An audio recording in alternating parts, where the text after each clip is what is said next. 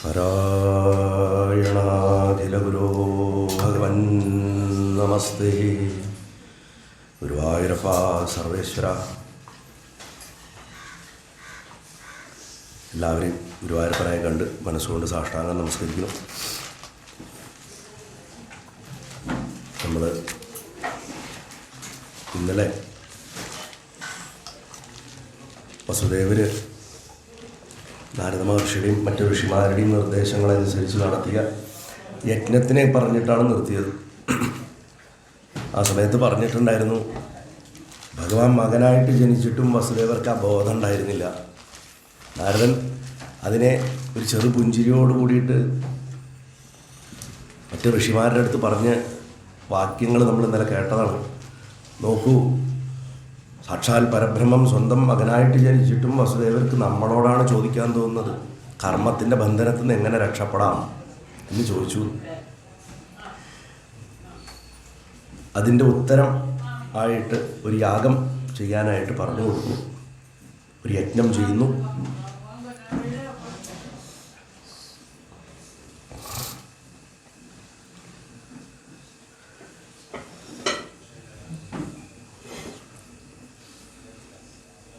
അതിനുശേഷം ആ യജ്ഞം പൂർത്തിയാക്കണം. അവിടെയാണ് നമ്മൾ ഇന്നലെ അവസാനിപ്പിച്ചത്. സന്യാസിമാരെല്ലാവരും തിരിച്ച് പോവുകയും ചെയ്യുന്നു. അതിനുശേഷം വസുദേവൻ ഭഗവാന്റെ തത്വത്തിനെ പ്രതിപാദിക്കുന്നവിടം തൊട്ടാണ് ഇന്ന് രാവിലെ 85-ാമത്തെ അധ്യായം തൊട്ടിട്ട് തുടങ്ങിയത്. തുടർന്ന് ദേവകീദേവിയുടെ നിർദ്ദേശപ്രകാരം അഥവാ ആവശ്യപ്രകാരം ഭഗവാനും ബലരാമസ്വാമിയും കൂടി ദേവകിയുടെ മരിച്ചുപോയ കുട്ടികളെ കൊണ്ടുവന്ന് കൊടുക്കുന്നു. തുടർന്ന് സുഭദ്രാഹരണം കഥ വരുന്നു. ബഹുലാശ്വൻ എന്ന രാജാവിനെയും ശ്രുതദേവൻ എന്ന് പറയുന്ന ഭക്തനെയും ഭഗവാൻ വിദേഹരാജ്യത്ത് ചെന്ന്, അതായത് സീതയുടെ രാജ്യത്ത് ചെന്ന് അനുഗ്രഹിക്കുന്നു. തുടർന്ന് ശ്രുതിഗീത വരുന്നു, വേദങ്ങളുടെ സ്തുതി. അതിനുശേഷം ഭഗവാൻ ബ്രഹ്മചാരിയുടെ രൂപത്തിൽ മൃഗാസുരൻ എന്ന് പറയുന്നൊരു ദുഷ്ടനായിട്ടുള്ള അസുരൻ, നമ്മൾ ഭസ്മാസുരൻ എന്ന് പറയും നമ്മുടെ മറ്റ് പുരാണങ്ങളിൽ. അതായത് ആരുടെയും തലയെ കൈവച്ച ആൾ ഭസ്മായി പോവും. അദ്ദേഹത്തിന് വരം കൊടുത്തത് ശിവനാണ്. ശിവനെ തന്നെ ഉപദ്രവിക്കാൻ, ശിവനിൽ തന്നെ വരം പരീക്ഷിക്കാൻ ശ്രമിക്കുമ്പോൾ ഭഗവാൻ മൃഗാസുരനെ ചതിച്ച് വധിച്ച് കളയും. ചതിക്കുക എന്ന് പറഞ്ഞു കഴിഞ്ഞാൽ അവൻ മൂഢനാണ്. മഹാദേവനെ രക്ഷിക്കുന്ന കഥ. അതിനുശേഷം ഭൃഗുമഹർഷി ത്രിമൂർത്തികളിൽ ഉത്തമൻ ആരാണ് എന്ന് അറിയാൻ വേണ്ടി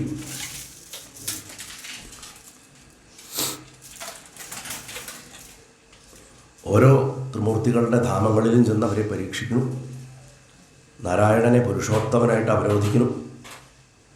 ഭഗവാനെ ആരും അവരോധിക്കേണ്ട ആവശ്യമില്ല, എന്നാലും നമ്മളൊരു ടൈറ്റിൽ കൊടുക്കുക.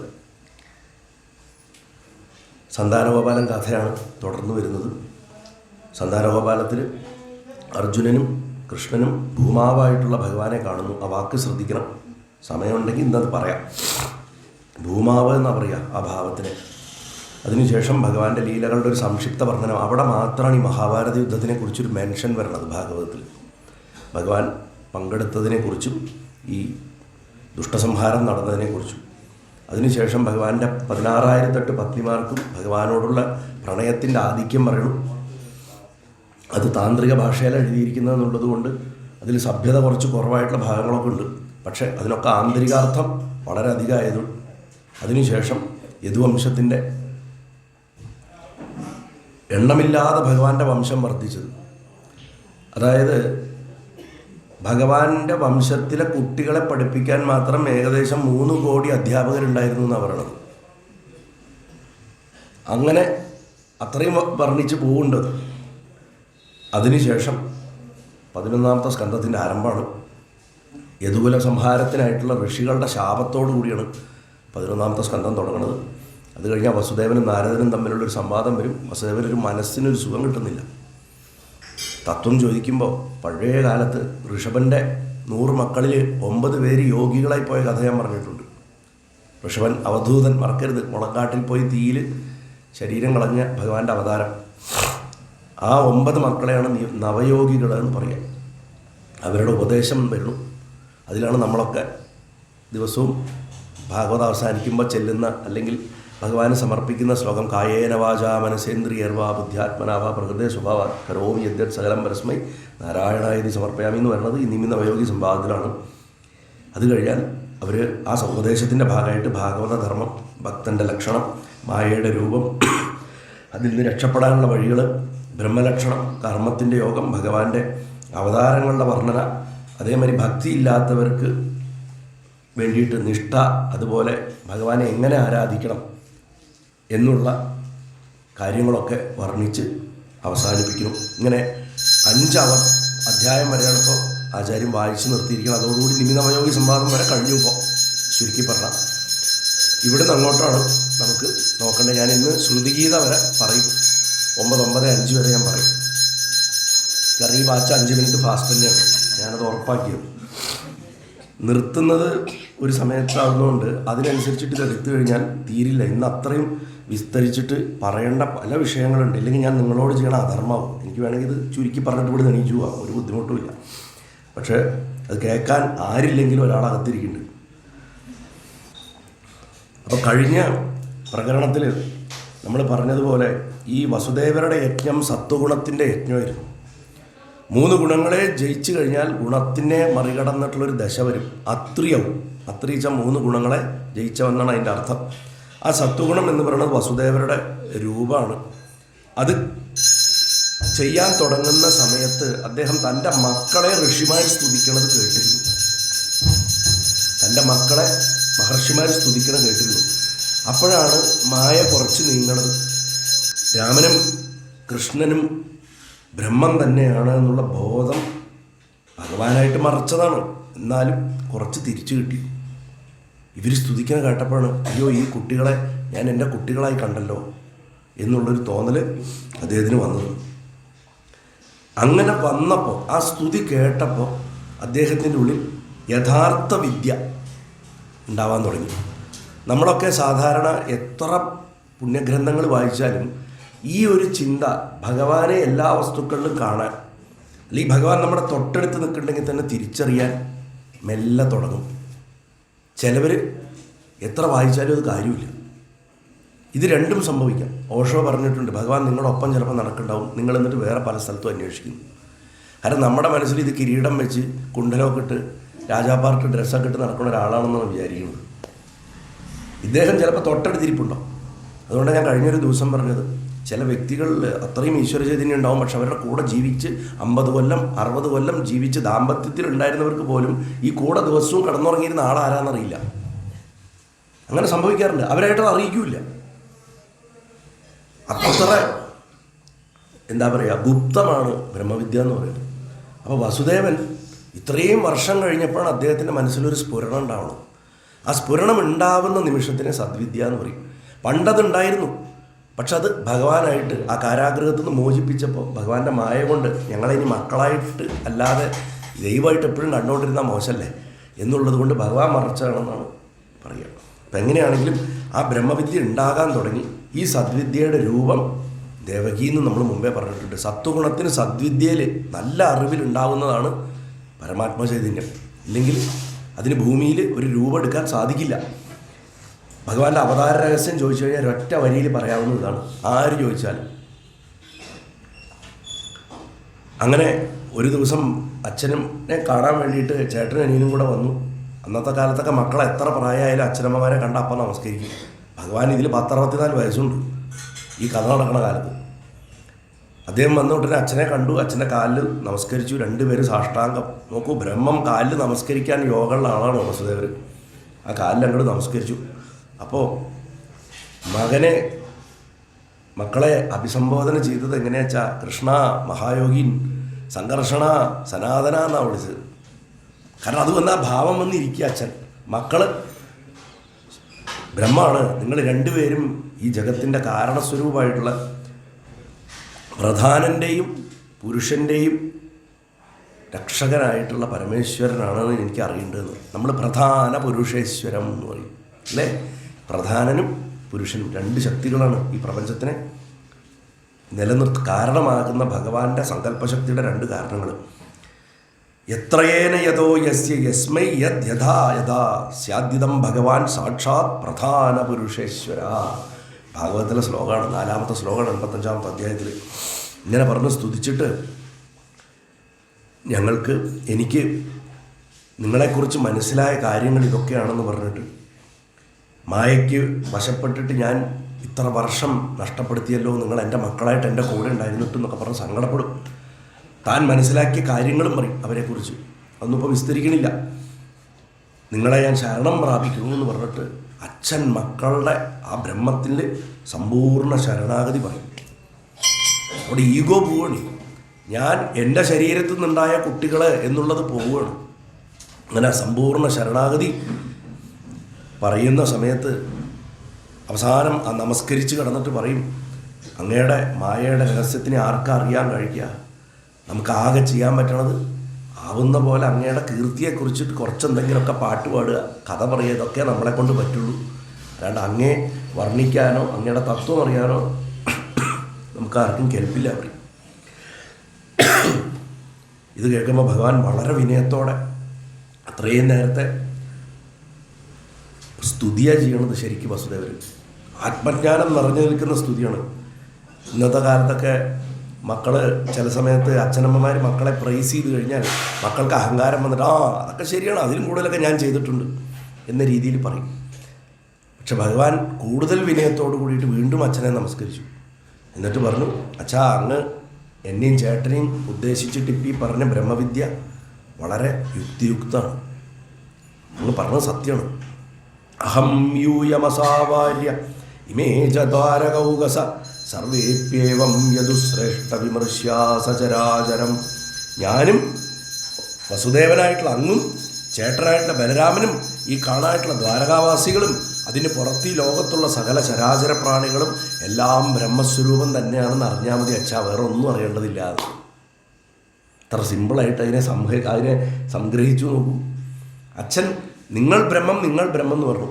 അപ്പോൾ പറയുക, അച്ഛാ, ഞങ്ങൾ മാത്രമല്ല ബ്രഹ്മം, അങ്ങും ബ്രഹ്മാണ്, നമ്മുടെ ദ്വാരകയിലുള്ളവരും ബ്രഹ്മാണ്, പുറത്ത് ലോകത്ത് സകല ചരാചരങ്ങളും ബ്രഹ്മാണ്. അങ്ങനെയാണ് മനസ്സിലാക്കേണ്ടതെന്ന് അതിൽ വ്യംഗ്യാർത്ഥം. നമ്മളെപ്പോഴും ഭഗവാനെ എന്ന് പറയുമ്പോൾ ഭഗവാൻ നമ്മളോട് പറയുന്നത്, എന്തിനാ എന്നെ ഭഗവാനെ വിളിക്കുന്നത്, നിങ്ങളും ഭഗവാനാണ്. ഇത് മനസ്സിലാക്കലാണ് ജീവിതത്തിൻ്റെ ലക്ഷ്യം. അതിന് വേണ്ടിയിട്ടുള്ള സകല ശാസ്ത്രങ്ങളും പറയപ്പെട്ടിട്ടുള്ളത്. അതിനുശേഷം ഭഗവാൻ വളരെ വിസ്തരിച്ചിട്ട് അച്ഛന് ഒരു ഉപദേശത്തെ കൊടുക്കണം. ഇതൊക്കെ കേട്ട് ഈ എന്താ പറയുക, ദേവകി അപ്പുറത്തിരിക്കുന്നുണ്ട്. ആ ദേവകി ഇത് മുഴുവൻ കേട്ട് ആ ദേവകിയുടെ മനസ്സിലും ആ ബ്രഹ്മബോധം ഉദിച്ചു വരുന്ന സമയത്ത് അവശേഷിച്ചിട്ടുള്ള ചില വാസനകളുണ്ട് അവരുടെ. അതിലൊരു ദുഃഖം, തൻ്റെ ആദ്യത്തെ 6 മക്കളും നഷ്ടപ്പെട്ടു പോയി, അവർക്ക് മുല കൊടുക്കാൻ സാധിച്ചില്ല എന്ന് നമ്മുടെ മനസ്സിലുണ്ട്. അപ്പോൾ അങ്ങനെ ഒരു കടം വെച്ചുകൊണ്ടിരുന്ന അവർക്ക് വീണ്ടും ജനിക്കേണ്ടി വരും, ആ ആഗ്രഹം വെച്ചുകൊണ്ടിരുന്ന. അപ്പോൾ ശുഗമഹർഷി പറയുക, പരീക്ഷത്തിൻ്റെ അടുത്ത് പെട്ടെന്ന് കൃഷ്ണനും രാമനും കൂടെ പോയിട്ട് സാന്ദീപനുടെ പുത്രനെ കടലിൽ നിന്ന് പഞ്ചജൻ്റെ കൊന്നിട്ട് പിന്നെ യമലോകത്ത് പോയിട്ട് തിരിച്ചു കൊണ്ടുവന്ന് കൊടുത്ത കഥ ആലോചിച്ചപ്പോൾ അമ്മയ്ക്ക് ഉള്ളിലൊരാഗ്രഹം ഉണ്ടായത്രേ, ഇത്രയും മിടുക്കന്മാരല്ലേ നമ്മുടെ മക്കൾ. വസുദേവരത് ബ്രഹ്മമാണെന്ന് വിചാരിക്കുമ്പോൾ ബ്രഹ്മമായതുകൊണ്ട് അവരെ കൊണ്ട് മരിച്ചുപോയ കുട്ടികളെ കൊണ്ടുവരാൻ പറ്റുമായിരിക്കുമല്ലോ എന്നാണ് ഈ അമ്മ ചിന്തിക്കുന്നത്. അങ്ങനെ അമ്മ പറയുകയാണ്, എനിക്ക് എൻ്റെ നഷ്ടപ്പെട്ടു പോയ മക്കളെ ഒന്ന് കാണിച്ചു തരുമോ എന്ന് ചോദിക്കും. നമ്മളൊക്കെ എന്ന് വല്ല കാര്യങ്ങളൊക്കെ പറയും, ഇവിടെ ഒന്നുമില്ല, അത് ഇവിടുന്ന് ആ കടയിൽ പോയിട്ട് സാധനം മേടിച്ചു തരും. ഇപ്പം ഒന്നും പറ്റില്ല അമ്മേ, അല്ലെങ്കിൽ ഇപ്പം പറ്റില്ല അച്ഛാ എന്നല്ലേ പറയുക. ഇത് ചോദിച്ചത് എന്നോ മരിച്ചുപോയ 10, 70, 60 കൊല്ലം മുമ്പ് മരിച്ചുപോയ മക്കളെയാണ് ചോദിച്ചത്. അതിനെന്തപ്പം കൊണ്ടുവരാം. രണ്ടുപേരും കൂടെ അങ്ങനെ സുതലത്തിലേക്ക് ചെല്ലുകയാണ്. മഹാബലിയുടെ അടുത്താണ് ഈ ആൺമക്കൾ ഇരിക്കുന്നത്. അവിടെ എന്താ പറയുക, ചെന്ന് കഴിഞ്ഞ ഉടനെ മഹാബലി പരിവാരങ്ങൾ സഹിതം വന്നിട്ട് നമസ്കരിച്ച് ഭഗവാന്മാരെ പൂജിച്ചിട്ട് ജപിച്ച ഒരു ശ്ലോകമുണ്ട്, 39-ാമത്തെ. ബലരാമനെയും കൃഷ്ണനെയും ഒരേ സമയം സ്തുതിക്കാനും ജപിക്കാനും പറ്റിയ ശ്ലോകം അത്. ഒരേ സമയം രണ്ടുപേരുടെയും തത്വാർത്ഥമുണ്ട്. അതേപോലെ തന്നെ അവരെ സമ്പൂർണ്ണ ബ്രഹ്മമായിട്ടും പറഞ്ഞത് ആ രണ്ടേ വരികയുള്ളൂ. കാണാപാഠം പഠിക്കാൻ നല്ല സുഖമാണ്. നമോ അനന്തായ ബൃഹദേ നമ കൃഷ്ണായ വേദസേ സാഖ്യയോഗവിധാനായ ബ്രഹ്മണേ പരമാത്മനെ. 85-ാമത്തെ അധ്യായത്തിൽ 39-ാമത്തെ ശ്ലോകം ദശമസ്കന്ധത്തിൽ. സമ്പൂർണ്ണമായിട്ടുള്ള വിശ്വത്തിനെ തൻ്റെ പടങ്ങളുടെ ഭണത്തിൻ്റെ മുകളിൽ ധരിക്കണ ആ ബൃഹൽക്കായനായിട്ടുള്ള വലിയ ശരീരമുള്ള അനന്തനെ, അതേപോലെ അഖില ജഗൽ സൃഷ്ടാവായിട്ടുള്ള ഭഗവാൻ ശ്രീകൃഷ്ണനെ ഞാൻ നമസ്കരിക്കുന്നു. കപില മഹർഷിയുടെ രൂപത്തിൽ സാഖ്യത്തിനെയും പതഞ്ജലിയുടെ രൂപത്തിൽ യോഗത്തിനെയും അവതരിപ്പിച്ചിട്ടുള്ള ബ്രഹ്മരൂപിയും പരമാത്മാവുമായിട്ടുള്ള അങ്ങേക്ക് നമസ്കാരം. പതഞ്ജലി മഹർഷി അനന്തൻ്റെ അവതാരമാണ്. പതഞ്ജലി അനന്തൻ്റെ അവതാരമാണ്. പക്ഷെ അദ്ദേഹം പ്രതിനിധീകരിക്കുന്നത് സാഖ്യത്തിനെയാണ്. ഭഗവാൻ ബ്രഹ്മാണ്, പക്ഷെ ഭഗവാൻ പ്രതിനിധീകരിക്കുന്നത് പ്രാക്ടിക്കലായിട്ടുള്ള യോഗത്തിനെയാണ്. മാച്ച് ദ ഫോളോയിങ് മാതിരിയാണ്. നമ്മളിങ്ങനെ വരയ്ക്കില്ലേ, ഇങ്ങനെ അതുപോലെയാണ്. അപ്പോൾ സാഖ്യവും യോഗവും ബലരാമനും കൃഷ്ണനുമാണെന്ന് ആ ബലിയുടെ സ്തുതിയിൽ പറഞ്ഞു വയ്ക്കുന്നുണ്ട്. എന്താ ആഗ്രഹം പറയൂ എന്ന് പറയുമ്പോൾ പറയും, ഞങ്ങളുടെ അമ്മയ്ക്ക് ഞങ്ങളുടെ ജ്യേഷ്ഠന്മാരെ ഒന്ന് കാണണം, അതിന് വേണ്ടിയിട്ടാണ്. എന്നിട്ട് മഹാബലിൻ്റെ അടുത്ത് ഭഗവാൻ ഒരു പൂർവ്വവൃത്താന്തം പറയും. പഴയ കാലത്ത് പ്രജാപതിക്ക് മരീചി എന്ന് പറയുന്ന ഒരു പ്രജാപതി ഉണ്ടായിരുന്നു. ആ മരീചിക്ക് ഊർണ എന്ന് പറയുന്ന സ്ത്രീയിൽ 6 മക്കളുണ്ടായി. അവരൊക്കെ ഋഷിതുല്യരായിരുന്നു. ബ്രഹ്മാവിൻ്റെ പുത്രന്മാർ തന്നെയാണ് മരീചിയൊക്കെ. പ്രജാപതികളെന്ന് പറഞ്ഞാൽ പ്രജാസൃഷ്ടിക്ക് വേണ്ടി സൃഷ്ടിക്കപ്പെട്ടവരെന്നർത്ഥം. അങ്ങനെ ഇരിക്കുമ്പോൾ അന്ന് ഞാൻ പറഞ്ഞല്ലോ, തത്വാർത്ഥത്തിലായതുകൊണ്ട് പലപ്പോഴും ഇപ്പം ബ്രഹ്മാവ് മകളായ സരസ്വതിയെ കല്യാണം കഴിച്ചു എന്ന് പറയണതിൻ്റെ തത്വാർത്ഥം എന്താണെന്ന് ഞാൻ 1-ാമത്തെ ദിവസം 2-ാമത്തെ ദിവസം പറഞ്ഞിരുന്നു. അതേപോലെ ഈ മരീചിക്ക് ഉണ്ടായിട്ടുള്ളൊരു മകളെ വിവാഹം ചെയ്യേണ്ട ഒരു അവസ്ഥ വന്നപ്പോൾ ഈ ബാക്കിയുള്ള മക്കൾ, ഈ ആൺമക്കൾ, ഈ 6 പേരും അച്ഛൻ്റെ വെഡ്ഡിത്തരം കണ്ടിട്ട് പൊട്ടിച്ചിരിച്ചു, പരിഹസിച്ചു. അവർ ബ്രഹ്മജ്ഞാനികളായിരുന്നു. അതുകൊണ്ട് അദ്ദേഹം ശപിച്ചു അവരെ. അതും ഇപ്പോൾ വിസ്തരിക്കാൻ സമയമില്ലാത്തതുകൊണ്ടാണ്. ദൈത്യോനിയിൽ പോയിട്ട് ജനിക്കട്ടെ പറഞ്ഞു, അസുരന്മാരായി പോട്ടെ. അങ്ങനെ അവർ ഹിരണ്യകശിപുവിൻ്റെ കുടുംബത്തിൽ വന്ന് ജനിച്ചു ആദ്യം. അവരുടെ മരണത്തിന് ശേഷം അവർ പിന്നീട് വന്ന് ദേവകിയുടെ ഗർഭത്തിലാണ് ജനിച്ചു. ദേവകിയുടെ ഗർഭത്തിൽ ജനിച്ച് കംസൻ അവരെ കൊന്നു. അവരതിനുശേഷം സുതലത്തിലെത്തിയിട്ടിരിക്കുന്ന കാലമാണ്. അപ്പോൾ കൊണ്ടുപോണ്.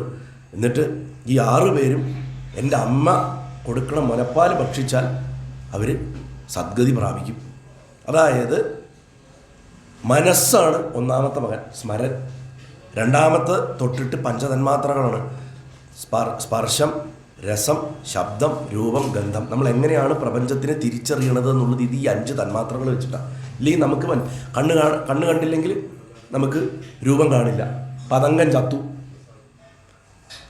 മൂക്ക് വർക്ക് ചെയ്തപ്പോൾ എനിക്കതപ്പോൾ ഒന്നും മണത്തറിയില്ല, പക്ഷെ പുക അടിക്കണതിൻ്റെ ചുമ മാത്രം വരുന്നുണ്ട്. എന്നെ സംഭവം കൃണി ചത്തിരിക്കുക, കൃണി ചത്തു, ഗന്ധം ഇല്ല. കൃണിയെ കംസൻ അടിച്ചു കൊന്നു. ഉദ്ഗീതൻ ചെവിയിൽ കേൾക്കാണ്ടായ ശബ്ദം കേൾക്കില്ല. ക്ഷുദ്രഭൃത്ത് രസം, നാക്കിന് ടേസ്റ്റ് അറിയില്ല. പരിഷ്വങ്കൻ സ്പർശം, തൊട്ടാൽ അറിയില്ല. തടിപ്പൊക്കെ വന്നു കഴിഞ്ഞാൽ നമുക്ക് തൊട്ടറിയില്ല. അപ്പം മായ വിചാരിച്ചാൽ ഈ 6 എണ്ണത്തിന് കൊല്ലാൻ പറ്റും. നമ്മൾ പറയില്ല എൻ്റെ മനസ്സ് മരിച്ചിരിക്കുകയാണ്. അതാണ് 1-ാമത്തെ കുട്ടി മരിച്ച. കംസൻ പിടിച്ച് അടിച്ചു കൊന്നു പറഞ്ഞാൽ കംസൻ മായയായിരുന്നു. കംസൻ മനസ്സിനെ കൊന്നു, സ്പർശത്തെ കൊന്നു, രസത്തെ കൊന്നു, ശബ്ദത്തെ കൊന്നു, രൂപത്തെ കൊന്നു, ഗന്ധത്തെ കൊന്നു. മായയോട് ചേർന്നാൽ ഇതൊക്കെ നശിക്കുന്ന അർത്ഥം. ആത്യന്തികമായിട്ടത് മരിക്കും. പക്ഷേ ഇത് ദൈവത്തിനോട് ചേർന്നാൽ, ഈശ്വരനോട് ചേർന്നാൽ, ദേവതാസങ്കല്പത്തോട് ചേർന്നാൽ ഇതിനൊക്കെ പുനർജീവനം വരും. അതിനെ എങ്ങനെ ചേർക്കാം? നല്ല അറിവിനോട് ചേർക്കണം, സദ്വിദ്യയോട് ചേർക്കണം. ദേവകി മുലപ്പാൽ കൊടുക്കാനുള്ള യോഗം ഉണ്ടാവണം. മറ്റേ മുലപ്പാൽ കൊടുക്കുന്ന മുമ്പ് എടുത്തിട്ട് കൊണ്ടുപോയി അടിച്ചു കൊല്ലുകയാണ്. അതിനുവേണ്ടി ഭഗവാൻ അവരെ കൊണ്ടുവരണം. എങ്ങനെ നമ്മൾ ഈ 6 ഘടകങ്ങളെ ശുദ്ധമാക്കണം ശരീരത്തിൽ എന്നുള്ളത് സദ്വിദ്യയോട് ചേർത്തിട്ട് വേണം, നല്ല അറിവുകൾ നേടിയിട്ട് വേണം എന്ന് കാണിച്ചു തരാൻ വേണ്ടി ഭഗവാൻ തിരിച്ചു കൊണ്ടുവന്ന് അമ്മയ്ക്ക് കൊടുക്കണം. അപ്പോൾ ഏട്ടന്മാരൊന്നും മുതിർന്ന് വളർന്നിട്ടൊന്നുമില്ല, ചെറിയ കുഞ്ഞുങ്ങളാണ്. 6 പേര് ഇങ്ങനെ എടുത്തുകൊണ്ടാണ് വരുന്നത്. 2 പേരും കൂടെ 3 പേരെ അനിയന്മാരെ എടുത്തുകൊണ്ട് വരികയാണ്. ഭഗവാന് മുന്നേ ജനിച്ച ആൾക്കാരാണ് 2 പേർക്കും. അങ്ങനെ കൊണ്ടുവന്ന് നമ്മുടെ കയ്യിൽ കൊടുത്തു. ദേവയ്ക്ക് അത്രയും പ്രായമായെങ്കിലും മുല ചുരന്നു എന്ന് പറഞ്ഞു. ആ മുല കൊടുത്ത് അവർക്ക് 6 പേർക്ക് മോക്ഷം കിട്ടി. സദ്വിദ്യ ആയിട്ട് സങ്കല്പം വന്നപ്പോൾ മോക്ഷം കിട്ടി. ഇതൊന്നും ഭാഗവതത്തിൽ ആരും സങ്കല്പിച്ചെഴുതി വെച്ചല്ല. ചാന്തോക്യോപനിഷത്തിൽ, ബൃഹദാരണ്യോപനിഷത്തിൽ, അതിൻ്റെയൊക്കെ ഓരോരോ ബ്രാഹ്മണ ഗ്രന്ഥങ്ങളിൽ ഈ പറയുന്നതിൻ്റെ മുഴുവൻ അന്തരാർത്ഥം എഴുതി വെച്ചിട്ടുണ്ട്. ഇതൊക്കെ ഞാൻ പറഞ്ഞല്ലോ, ഭാഗവതത്തിൽ സമാധി ഭാഷയിൽ അനവധി കാര്യങ്ങളുണ്ട്, വേദത്തിൽ നിന്ന് എടുത്തിട്ടുണ്ട്, ഉപനിഷത്തുക്കളിൽ നിന്ന് എടുത്തിട്ടുണ്ട്, ലൗകികമായിട്ടുള്ള കാര്യങ്ങൾ പറഞ്ഞിട്ടുണ്ട്. ഇങ്ങനെ 4 തരത്തിലാണ് ശ്ലോകങ്ങൾ. അപ്പോൾ ഉപനിഷത്ത് ഗ്രന്ഥങ്ങളൊക്കെ ഇവിടെ ഈ പ്രദേശത്തൊക്കെ ഒരുപാട് കാണാൻ പറ്റും. പിന്നെ ക്രമത്തിൽ നോക്കിയാൽ ശൂദ്ര, വൈശ്യ, ക്ഷത്രിയ, ബ്രാഹ്മണ ഈ പറയുന്ന ധർമ്മം അനുസരിച്ചിട്ട്, ജാതിയല്ല പറഞ്ഞത്, ജന്മം കൊണ്ടുള്ളതല്ല, സ്വഭാവം കൊണ്ടുള്ള ആൾക്കാരുടെ കഥകളാണ് 1-ാമത്തെ സ്കന്ധം തൊട്ട് ക്രമമായിട്ട് വന്ന് ഏകദേശം ഏകാദശം എത്തുമ്പോഴേക്കും അത് സത്വ സ്വഭാവമുള്ള ബ്രാഹ്മണ ഭക്തരുടെ കഥകളായിട്ട് മാറാൻ തുടങ്ങും. ക്രമത്തിലാണ് വന്നിട്ടുള്ളത്. ക്ലാസിഫിക്കേഷനൊക്കെ പല തരത്തിലും അനലൈസ് ചെയ്ത് കഴിഞ്ഞാൽ നമുക്ക് ഒരു എത്തും പിടിയും കിട്ടില്ല. ഇതിൻ്റെ പുറകിലുള്ള ബുദ്ധി, ഇതാരാ എഴുതിയത്, ഇതെങ്ങനെ ഇങ്ങനെ ഘടന ഉണ്ടാക്കി എന്നൊന്നും പിടുത്തം കിട്ടില്ല. അപ്പം എങ്ങനെയാണെങ്കിലും ബലിരാജാവ് മനസ്സിൻ്റെയും പഞ്ചതന്മാത്രകളുടെയും രൂപമായിട്ടുള്ള 6 കുട്ടികളെയും കൊണ്ടുവന്ന് കൊടുത്തു. ആരുടെ കയ്യിലാണ് ഭഗവാൻ വന്ന് ഇത് ശുദ്ധീകരിക്കുന്നത് വരെ ശുദ്ധമായിട്ടിരിക്കുക, ജീവനോടിരിക്കുക ഈ 6 മക്കളും എന്നുള്ളത് ബലിയാണ് അവരെ സൂക്ഷിച്ചു വെച്ചതെന്നുള്ളതെന്ന് മനസ്സിലാക്കണം. ആത്മനിവേദനം ചെയ്ത ഭക്തന് മാത്രമേ ഈ പറയണ 6 മക്കളെയും ഭഗവാന്റെ കരസ്പർശം വന്ന് ദേവകിയെ കൊണ്ട് പാല് കുടിപ്പിക്കണവരെ അത്രയും വർഷം സൂക്ഷിച്ചു വെക്കാൻ സാധിക്കുള്ളൂ. ബാക്കി ഒരു തരത്തിലുള്ള ഭക്തിയിലുള്ളവർ എന്തുകൊണ്ട് പ്രഹ്ലാദനെ കൊണ്ട് സൂക്ഷിപ്പിച്ചില്ല, അല്ലെങ്കിൽ അർജുനെ കൊണ്ട് സൂക്ഷിപ്പിക്കരുതില്ലേ, അല്ലെങ്കിൽ വേറെ ആരെങ്കിലും കൊണ്ട് സൂക്ഷിപ്പിക്കരുത്, അത് ചെയ്തില്ല. ബലിയുടെ കയ്യിലാണ് അത് ഏൽപ്പിച്ചത്. സുതലത്തിൽ ബലിയുടെ കയ്യിൽ ഏൽപ്പിച്ചു വെച്ചു. ആത്മനിവേദനം ചെയ്ത ഭക്തർ മാത്രമേ അവരെ സൂക്ഷിച്ചു വെക്കാൻ പറ്റൂ. അത് പറഞ്ഞു കഴിഞ്ഞാൽ മനുഷ്യരെ സംബന്ധിച്ചിടത്തോളം നമ്മൾ എന്നും നമുക്ക് മായയിൽ നമ്മൾ പെടുന്നതിൻ്റെ ഏറ്റവും പ്രധാന തടസ്സം എന്ന് പറഞ്ഞാൽ ഇതേ മനസ്സും ഈ 5 തന്മാത്രകളുമാണ്. നമ്മൾ തൊട്ടറിഞ്ഞിട്ടും കണ്ടറിഞ്ഞിട്ടും കേട്ടറിഞ്ഞിട്ടും രുചിച്ചറിഞ്ഞിട്ടും എന്തിലൊക്കെ കുടുങ്ങിപ്പോവും. അതുകൊണ്ട് അതിനെ ഭഗവാനിലേക്ക് ചേർക്കാൻ നല്ല വിദ്യയോടെ ചേർക്കണം എന്ന് പറഞ്ഞാൽ ഓട്ടോമാറ്റിക്കലി സദ്വിദ്യയുടെ കയ്യിൽ ഇതൊക്കെ എത്തിക്കഴിഞ്ഞാൽ ഇവർക്കൊക്കെ ദേവത്വം തിരിച്ചു കിട്ടും. ദേവത്വം തിരിച്ചു കിട്ടിക്കഴിഞ്ഞാൽ സ്വയം പ്രകാശം ഉണ്ടാവും, തേജസ് ഉണ്ടാവും. സെമന്തകത്തിൻ്റെ കഥ പറഞ്ഞപ്പോൾ ഞാൻ തേജസ് പറഞ്ഞിരുന്നു. ആ സമയത്ത് എന്ത് സംഭവിക്കും? ജീവനെ സംബന്ധിച്ചിടത്തോളം അത് കല്യാണകരമാണ്. ഒരു കല്യാണം പറഞ്ഞു കഴിഞ്ഞു ഇന്നലെ, ജീവൻ ബ്രഹ്മത്തിനോട് ചേർന്ന കല്യാണം ഇപ്പോഴും നിൽപ്പുണ്ട് ഇവിടെ. ഇവിടുത്തെ ഡ്രസ്സ് പോലും മാറിയിട്ടില്ല, ഒരു ദിവസം കഴിഞ്ഞു, ഇപ്പോഴും അങ്ങനെ നിൽക്കുക. ആ കല്യാണം കഴിഞ്ഞ് വീണ്ടും ശുദ്ധി വരുത്തിയതിന് ശേഷം വീണ്ടും പരിശുദ്ധി വരുത്തുന്നു. വീണ്ടും ബ്രഹ്മത്തിൽ ലയിച്ചാലും വരണ പ്രശ്നങ്ങളെയൊക്കെ പറഞ്ഞ് പഞ്ചതന്മാത്രകളെയും മനസ്സിനെ ശുദ്ധീകരിക്കണം പറഞ്ഞിട്ട് വീണ്ടും ഒരു കല്യാണം സംഭവിക്കാൻ പോകും. ആ കല്യാണമാണ് സുഭദ്രയും അർജുനും തമ്മിലുള്ള വിവാഹം. സുഭദ്ര എന്ന് പറഞ്ഞു കഴിഞ്ഞാൽ എന്താണോ രുക്മിണി അത് തന്നെ ബ്രഹ്മാകാരവൃത്തി. ജീവൻ ഇവിടെ അർജുനാണ്, നരഭാവത്തിന് കൊടുത്തിരിക്കുന്നു. പരബ്രഹ്മഭാവമായിട്ടുള്ള ബ്രഹ്മത്തിന് കൊടുത്തിരുന്ന രുക്മിണി കല്യാണം പോലെ മനുഷ്യഭാവമായിട്ടുള്ള നരഭാവമായിട്ടുള്ള അർജുനൻ എങ്ങനെയാണ് ബ്രഹ്മാകാര വൃത്തിയെ നേടുന്നത്, അല്ലെങ്കിൽ എങ്ങനെ ബ്രഹ്മത്തെ സാക്ഷാത്കരിക്കണമെന്ന് പറയാൻ വേണ്ടിയിട്ട് അവിടെ കഥ പറഞ്ഞു. അതെങ്ങനെയാണ്? ഗൃഹസ്ഥനായിരുന്നാൽ അത് കിട്ടില്ല, ജ്ഞാനം തേടി വരണം നരൻ. അർജുനൻ എന്താ ചെയ്യണത്? കൃഷ്ണൻ്റെ കൊട്ടാരത്തിലേക്കല്ല പോകണം. കൃഷ്ണൻ ഒരു തീർത്ഥാടന കാലമുണ്ട് അർജുനൻ്റെ ജീവിതത്തിൽ. അത് മഹാഭാരതത്തിൽ ആ കഥ വരുന്നുണ്ട്. അതൊരു വ്യവസ്ഥ തെറ്റിച്ചതുകൊണ്ട്, അതായത് ഓരോ സഹോദരന്മാരും ദ്രൗപദിയുടെ കൂടെ കഴിയണ കാലത്ത് മറ്റ് സഹോദരന്മാർ ആ ഗൃഹത്തിൽ പ്രവേശിക്കരുതെന്നാണ്. അർജുനൻ്റെ പല ദിവ്യായുധങ്ങളും വെച്ചിരുന്ന വീട്ടിലാണ് ആ കാലത്ത് യുധിഷ്ഠിരനും ദ്രൗപദിയും താമസിച്ചിരുന്നത്. മനഃപൂർവ്വം അർജുനെ അവിടുന്ന് പുറത്ത് ചാടിക്കാൻ വേണ്ടിയിട്ട് ഒരു പ്രശ്നം പുറത്തുണ്ടാക്കി ആ നാട്ടിലെ ജനങ്ങൾ അർജുനൻ്റെ സഹായം തേടി വരുമ്പോൾ അർജുനൻ ഇവർ താമസിക്കുന്ന വീട്ടിൽ കയറിയിട്ട് അത് എടുക്കേണ്ടി വരും, ഗാന്ധിയോ.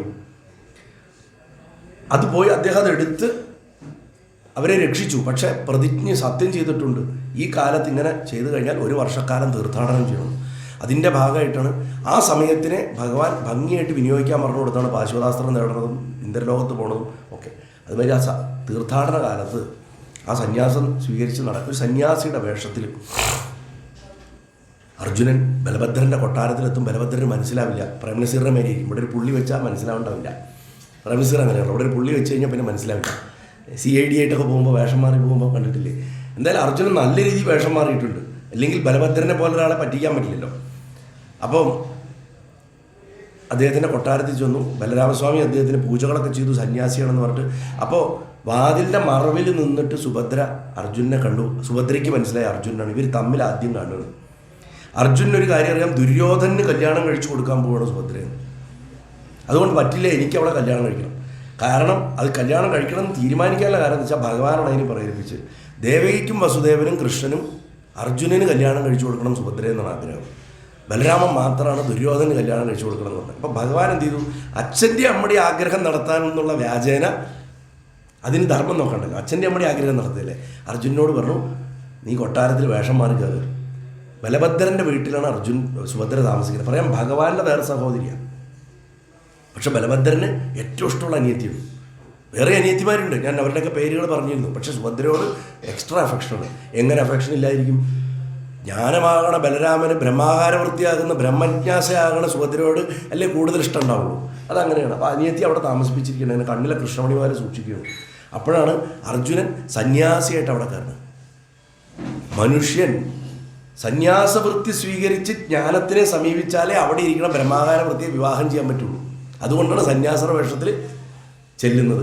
അതായത് ശരീരബോധം കളഞ്ഞു എന്നുള്ള ഭാവത്തിൽ വേണം ചില. അർജുനന് വേണമെങ്കിൽ വേറെ ഏതെങ്കിലും വേഷം, വല്ല വ്യാപാരിയുടെയോ അല്ലെങ്കിൽ വല്ല കച്ചവടക്കാരൻ്റെയൊക്കെ വേഷത്തിൽ അവിടെ പോകാൻ, എന്തെങ്കിലും ഞാൻ പറഞ്ഞത് ഒരു യോദ്ധാവിൻ്റെയോ എന്തെങ്കിലും ഒരു വേഷത്തിൽ പോകാമല്ലോ. എന്തിനാ സന്യാസ വേഷം എടുത്ത് ചോദിച്ചാൽ സന്യാസഭാവത്തിൽ മാത്രമേ ജ്ഞാനത്തിനെ സമീപിച്ച് ബ്രഹ്മാകാര വൃത്തിയെ കൊണ്ടുവരാൻ പറ്റുള്ളൂ.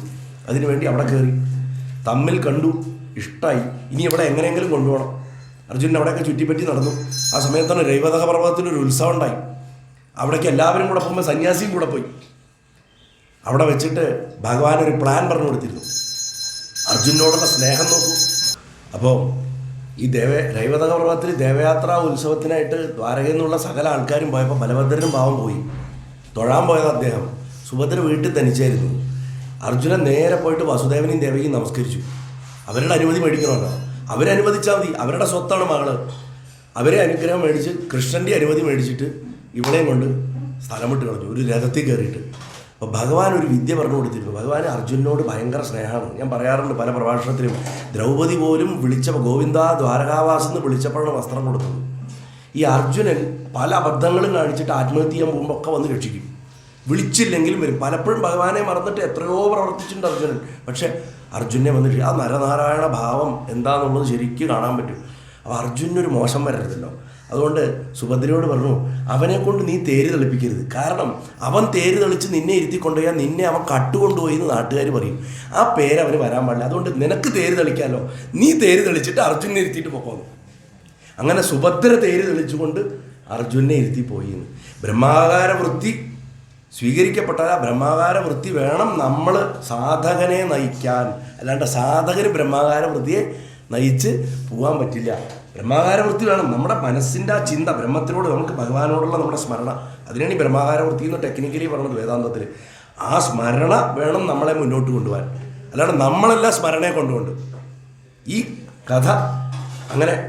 അപ്പം ഇത് പറഞ്ഞിട്ട് പറയാ, ശുഗമഹർഷി പറയുകയാണ് പരീക്ഷത്തിനുണ്ട്, പരീക്ഷത്തെ എൻ്റെ മുത്തശ്ശനും അമ്മൂമ്മയും ഇങ്ങനെയാണ് കല്യാണം കഴിച്ചത് എന്ന് പറയുകയാണ്. അപ്പോൾ ആ മുത്തശ്ശൻ്റെ അമ്മൂമ്മയുടെയും കഥയാണ് അവിടെ അത്രയും നേരം പറഞ്ഞു കൊടുത്തത്. അവരുടെ മകനായിട്ടാണ് നിൻ്റെ അച്ഛൻ അഭിമന്യു ജനിച്ചത് എന്ന് പറഞ്ഞു. ഈ അഭിമന്യുവിന് ഒരു പ്രത്യേകതയുണ്ട്. ഈ അഭിമന്യു കാര്യം ബ്രഹ്മാകാര വൃത്തി സാധകനുമായിട്ട് ചേരുന്ന സമയത്ത്, മനുഷ്യനിൽ ബ്രഹ്മബോധം വരുന്ന സമയത്ത് എന്താ ഉണ്ടാവുക എന്ന് വെച്ച് കഴിഞ്ഞാൽ, ആദ്യം മായയോട് കഠിനമായിട്ടുള്ള അസഹിഷ്ണുത ഉണ്ടാവുക.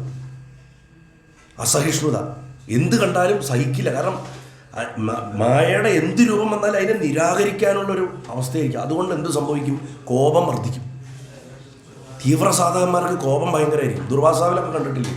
തീവ്ര സാധകന്മാരാണ്. അവർക്ക് ബാക്കിയുള്ളവർ എന്ത് ചെറിയ തെറ്റിയതാൽ പോലും ക്ഷമിക്കാത്തൊരവസ്ഥ വരും. അത് സാധന തെറ്റണോണ്ടാണ്. നേരെ മറിച്ച് എല്ലാം ബ്രഹ്മമാണെന്ന് കണ്ടു കഴിഞ്ഞാൽ അതിനെ ക്ഷമിക്കാവുന്നതേ ഉള്ളൂ. ആ ബോധമുണ്ടെങ്കിലും അത് കോപാവസ്ഥയിൽ വരും. ആ കോപമായിട്ടാണ് ആദ്യത്തെ പുത്രൻ ജനിച്ചത് ഇവർക്ക്. അഭിമന്യു, മുൻപിൽ കോപം നിൽക്കണവൻ. സിമ്പിൾ ഭാഷ പറഞ്ഞാൽ മൂക്കത്ത് ചുണ്ടി.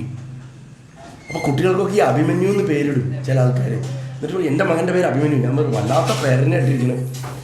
സ്വഭാവം എങ്ങനെയാണ്? ഒന്നും പറഞ്ഞാൽ കേൾക്കില്ല. എന്ത് പറഞ്ഞാൽ അപ്പം എടുത്ത് ചാടുന്നു പറയും. ഞാൻ പറഞ്ഞു വെറുതെ അല്ല, നമ്മൾ വിളിക്കണ പേരുകൊണ്ടാണല്ലോ ഒരാൾക്ക് ഗുണം കിട്ടുന്നത്. ഇപ്പം നമ്മൾ കുട്ടികളെ അപ്പു അപ്പു അപ്പു എന്ന് വിളിക്കും. ഈ അപ്പു എന്ന് വിളിക്കപ്പെടുന്ന കുട്ടികൾക്കൊക്കെ തന്നെ വെറുതെ വെള്ളം കുടിക്കുന്ന സ്വഭാവം ഉണ്ടാവും. അതെ, എൻ്റെ മകനൊക്കെ ഉണ്ട്. അപ്പു എന്ന് വിളിച്ചാൽ വെള്ളം കുടിക്കും. കാരണം ശിവന്റെ പഞ്ചഭൂത ലിംഗങ്ങളിൽ അപ്പ് ലിംഗം എന്ന് പറയണതിൻ്റെ ചുരുക്കമാണ്. തമിഴ്നാട്ടിൽ അപ്പ് ലിംഗം എന്ന് വിളിച്ചതിൻ്റെ ചുരുക്കമാണ് ഈ മലയാളത്തിൽ അപ്പു എന്നാവണത്. ജലത്തിൻ്റെ ലിംഗം എന്നാണ് അതിൻ്റെ അർത്ഥം. ജലസ്വഭാവമാണ് അതിന്.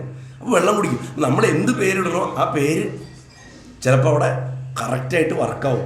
അപ്പോൾ ഇവിടെ അഭിമന്യു എന്ന് പേരിട്ടു. സ്വഭാവം അതാണല്ലോ, എടുത്തിയാട്ടം, മുൻശുണ്ടി. അതുകൊണ്ടല്ലേ മരിച്ചത്. ആ ചക്രവ്യൂഹത്തിൻ്റെ ഉള്ളിൽ പോയി പെട്ട് മരിക്കാൻ കാരണം എന്താ? മഹാപരാക്രമി അർജുനപുത്രൻ, കൃഷ്ണൻ്റെ മരുമകൻ, ബലരാമൻ്റെയും മരുമകൻ. പറഞ്ഞിട്ട് എന്താ കാര്യം? 18 വയസ്സിൽ തല തകർത്ത് മരിക്കേണ്ടി വന്നില്ല. ഗത കൊണ്ട് അടിച്ചു പൊട്ടിക്കുകയും. അത്രയും ചെറിയൊരു കുട്ടി ഇത്രയും മഹാരഥികൾ വളഞ്ഞു നിന്നിട്ട് ഒന്ന് ആലോചിച്ച് നോക്കൂ. 90 വയസ്സോളം പ്രായമുള്ള ആൾക്കാർ നിന്നിട്ട് ഒരു 18 വയസ്സുള്ള കുട്ടിയെ തല്ലി കൊല്ലുക ചക്രവ്യൂഹത്തിൻ്റെ ഉള്ളിലിട്ടിട്ട്. അങ്ങനെ സംഭവിക്കാനുള്ള കാര്യം അഭിമന്യുവിൻ്റെ എടുത്തിയാട്ടങ്ങളാണ്. അപ്പോൾ ഈ അഭിമന്യുവിൻ്റെ പുത്രനായിട്ടാണ് പരീക്ഷിത്ത് ജനിച്ചത്. അങ്ങനെ ഈ കഥ പറഞ്ഞ് അവസാനിപ്പിക്കുന്നു. അതിനുശേഷം പറയാണ്, ഇപ്പോൾ സുഭദ്രയെ എന്താ പറയുക നേടി സന്യാസമെടുത്തിട്ട് ബ്രഹ്മാകാര വൃത്തി ഉണ്ടായാൽ എളുപ്പമാണ്. ആ ബ്രഹ്മാകാര വൃത്തി വന്നു കഴിഞ്ഞാൽ പിന്നെ സന്യാസം സ്വീകരിച്ചവൻ ചെയ്യേണ്ടത് ഉപനിഷത്തുകൾ പഠിക്കുകയുമുണ്ട്, വേദാന്തം ശ്രവിക്കുകയും പഠിക്കുകയും ചെയ്യണം. കാരണം സുഭദ്രയുടെ പേര് തന്നെയുണ്ട്, ഭദ്രം കർണേ വിശൃണുയാവദേവ. ചെവി കൂടെ നല്ല വാർത്തകൾ കേൾക്കാൻ പഠിക്കണം. അതെങ്ങനെയായിരിക്കും? ഉപനിഷത്ത് പഠിക്കണം. ഉപനിഷത്താണ് പഠിക്കേണ്ടത്, വേദമല്ല. എന്താ ഉപനിഷത്ത്? ഉപനിഷത്ത്. അടുത്തിരുന്ന് പഠിക്കുക, ഭഗവാന്റെ അടുത്ത്, അവിടുന്ന് മാറാതിരിക്കുക. അടുത്തിരുന്നാൽ, അടുത്ത ആസനം സ്വീകരിച്ചിരുന്ന ഉപാസന, അടുത്തിരുന്നാൽ ഉപനിഷത്ത്, അടുത്തിരുന്ന് പഠിക്കണം. ആ വിദ്യ പഠിക്കണം. അതുകൊണ്ട് എന്ത് ചെയ്യണു? അടുത്തത് ആ വിദേഹത്തുള്ള 2 മഹാത്മാക്കളുടെ കഥ പറയണം. ഭഗവാൻ ആരെയും അങ്ങോട്ട് പോയിട്ട് കണ്ട കഥയില്ല. ഭാഗവതത്തിലല്ലാത്തൊരു കഥ പുണ്ഡരീകനെ കാണാൻ പോയതാണ്, പാണ്ഡുരംഗനായി മാറിയ കഥ. അപ്പോഴാണ് സ്വർഗാരോഹണത്തിന് മുമ്പ് അവസാനം ഭഗവാൻ ഒരാളെ കാണാൻ പോയത്. രുക്മിണിയോട് പറയുകയാണ്, ഞാനൊന്ന് പോയിട്ട് വരാം, നമ്മുടെ രാജ്യത്ത് അച്ഛനെയും അമ്മയും നന്നായി നോക്കണ ഒരാളുണ്ട് അത്രേ, എനിക്കോ നന്നായി നോക്കാൻ പറ്റിയില്ല, അതുകൊണ്ട് ഞാനൊന്ന് പോയിട്ട് കാണട്ടെ എന്ന് പറഞ്ഞിട്ട് കാണാൻ പോയി. എന്നാൽ ഞാനും വരുന്നുണ്ട് അങ്ങയുടെ കൂടെ പറഞ്ഞിട്ട് 2 പേരും കൂടെ ആ തേര് കയറിയിട്ട് പോയി. അവർ കുടിലിൻ്റെ മുന്നിൽ ചെന്നു. അവിടെ ഇതാണ് ഇയാളുടെ വീടെന്ന് പറഞ്ഞു. അപ്പോൾ പുണ്ഡരീകനെ പുറത്തുനിന്ന് പുണ്ഡരീക പറഞ്ഞ് വിളിച്ചു. 3 പ്രാവശ്യം വിളിച്ചപ്പോൾ അകത്ത് അച്ഛനും അമ്മയ്ക്കും ഭക്ഷണം കൊടുത്തുകൊണ്ടിരിക്കുകയാണ്. ഞാൻ ഇപ്പോൾ വരാം, ആരാന്നൊന്നും അറിയില്ല. ഒരു ഇഷ്ടികയാണ് അവിടെ ഉള്ളത്, അത്രയും ദാരിദ്ര്യമാണ്. ഇരിക്കാനായിട്ട് ആ ഇഷ്ടിക എടുത്ത് പുറത്തേക്ക് ഇട്ട് കൊടുത്തു. വിട്ടൽ എന്ന് പറഞ്ഞതാണ് ഇഷ്ടികയാണ്. അതിൻ്റെ മുകളിൽ കയറി നിന്നു, വെയിറ്റ് ചെയ്തിട്ട് നിൽക്കുകയാണ് പുണ്ഡരീകം പുറത്ത് വരാൻ വേണ്ടിയിട്ട്. കയ്യിൽ ശംഖുണ്ട്. ആ വിഗ്രഹത്തിൻ്റെ പുറകിൽ പോയി നോക്കിയാൽ കാണാം, ശംഖ് പിടിച്ചിട്ടാണ് നിൽക്കുന്നത്, തേര് നിറഞ്ഞ് നിൽക്കുക. അപ്പോൾ അമ്മ കുറച്ച് മാറിയിട്ട് ഇങ്ങനെ അമ്മയും നിൽക്കണം, അങ്ങനെ രഘുമായി അങ്ങനെ നിൽക്കണത്. അവർ 2 പേരും വെയിറ്റ് ചെയ്ത് നിൽക്കുകയാണ്. അപ്പോൾ പുണ്ഡരീകം പുറത്ത് വന്നപ്പോൾ ഭഗവാനെ കണ്ടു. പാണ്ഡുരംഗ മഹാത്മ്യം പറയാതിരിക്കാൻ പറ്റില്ല, മഹാരാഷ്ട്രയിൽ വന്നിട്ട്. അപ്പോൾ ഇങ്ങനെയാണ് പാണ്ഡുരംഗൻ്റെ ആവിർഭാഗം, ഭക്തവരതൻ എന്ന് പറയും ഭഗവാനെ. അപ്പോൾ ഇതേപോലെ ഭാഗവതത്തിൽ പറഞ്ഞ കഥ ശ്രുതികൾ കേട്ടാൽ ഉണ്ടാവുന്ന ഒരു ഗുണം എന്താ, ഉപനിഷത്ത് പഠിക്കണം എന്ന് അറിയിക്കാൻ വേണ്ടി മിഥിലയിലെ വൈദേഹത്തിലെ എന്താ ഈ വിദേഹം എന്ന് പറയണതെന്ന് ഞാൻ പറഞ്ഞിട്ടുണ്ട്. അതിന് മുമ്പുണ്ടായിരുന്ന നിമി എന്ന് പറയുന്ന രാജാവ്, നമ്മുടെയൊക്കെ കൺപോളയിലിരിക്കുന്ന, കണ്ണിൻ്റെ ചിമ്മലിലിരിക്കുന്ന ശക്തി എന്ന് പറഞ്ഞു. അദ്ദേഹത്തിൻ്റെ ശരീരത്തിനെ കടഞ്ഞിട്ടാണ് ആദ്യത്തെ ജനങ്ങളെ ഉണ്ടാക്കിയത്. അപ്പോൾ ശരീരം ഇല്ലാണ്ടായി, അതുകൊണ്ട് വിദേഹം എന്ന് പറഞ്ഞു. അതിൻ്റെ അർത്ഥം എന്താ വെച്ചാൽ ആ രാജ്യത്തുള്ളവർ ശരീരത്തിന് പ്രാധാന്യം കൊടുക്കുന്നില്ല എന്ന് വെച്ചാൽ കുളിക്കാണ്ടിരിക്കുന്നില്ല, അല്ല, അവർക്ക് ദേഹബോധം കുറവാണ്. ജനങ്ങൾ തന്നെ ബ്രഹ്മജ്ഞാനികളാണ്. വിദേഹ രാജ്യത്ത്, സീത ജനിച്ച രാജ്യത്ത് എല്ലാവരും ബ്രഹ്മജ്ഞാനികളും. സീത എന്ന് പറഞ്ഞാൽ ബ്രഹ്മജ്ഞാനം കൊണ്ടുണ്ടാകുന്ന ഐശ്വര്യമാണെന്ന് ഞാൻ പറഞ്ഞിരുന്നു രാമായണം പറഞ്ഞപ്പോൾ, രാമകഥ ഇതിൽ വരുമ്പോൾ. വിദേഹ രാജ്യത്ത് ജനങ്ങളൊക്കെ നന്മ ചെയ്തവരാണ്, അവരെല്ലാവരും ബ്രഹ്മജ്ഞാനികളാണെന്നുള്ള അർത്ഥമുള്ളതാണ് കൊടുത്തിരിക്കുന്നത്. അതിലൊരു റെപ്രസെൻറ്റേഷനായിട്ട് ശ്രുതദേവൻ എന്ന് പറയുന്ന ഒരു മഹാത്മാവിനെ കുറിച്ച് പറഞ്ഞു. ആ ബ്രാഹ്മണൻ വളരെ ശ്രീകൃഷ്ണ ഭക്തനായിരുന്നു. അദ്ദേഹം എല്ലാത്തിലും തൃപ്തിയുള്ളവനായിരുന്നു, ശാന്തനായിരുന്നു, വിഷയാസക്തിയില്ല. അദ്ദേഹം മിഥിലയിലാണ് താമസിച്ചിരുന്നത്. അക്കാലത്ത് മിഥിലയിലെ രാജാവായിട്ടുള്ള ജനകൻ സ്ഥാനമുണ്ടായിരുന്ന ബഹുലാശ്വൻ എന്ന് പറഞ്ഞ രാജാവാണ്. ആ ബഹുലാശ്വനെ ഒന്ന് പോയി കാണാം. അദ്ദേഹവും ഭക്തനും. രാജാവ് യഥാ രാജ തഥാ പ്രജ, നമ്മുടെ അവിടെ പോലെ തന്നെ യഥാ രാജ തഥാ പ്രജ,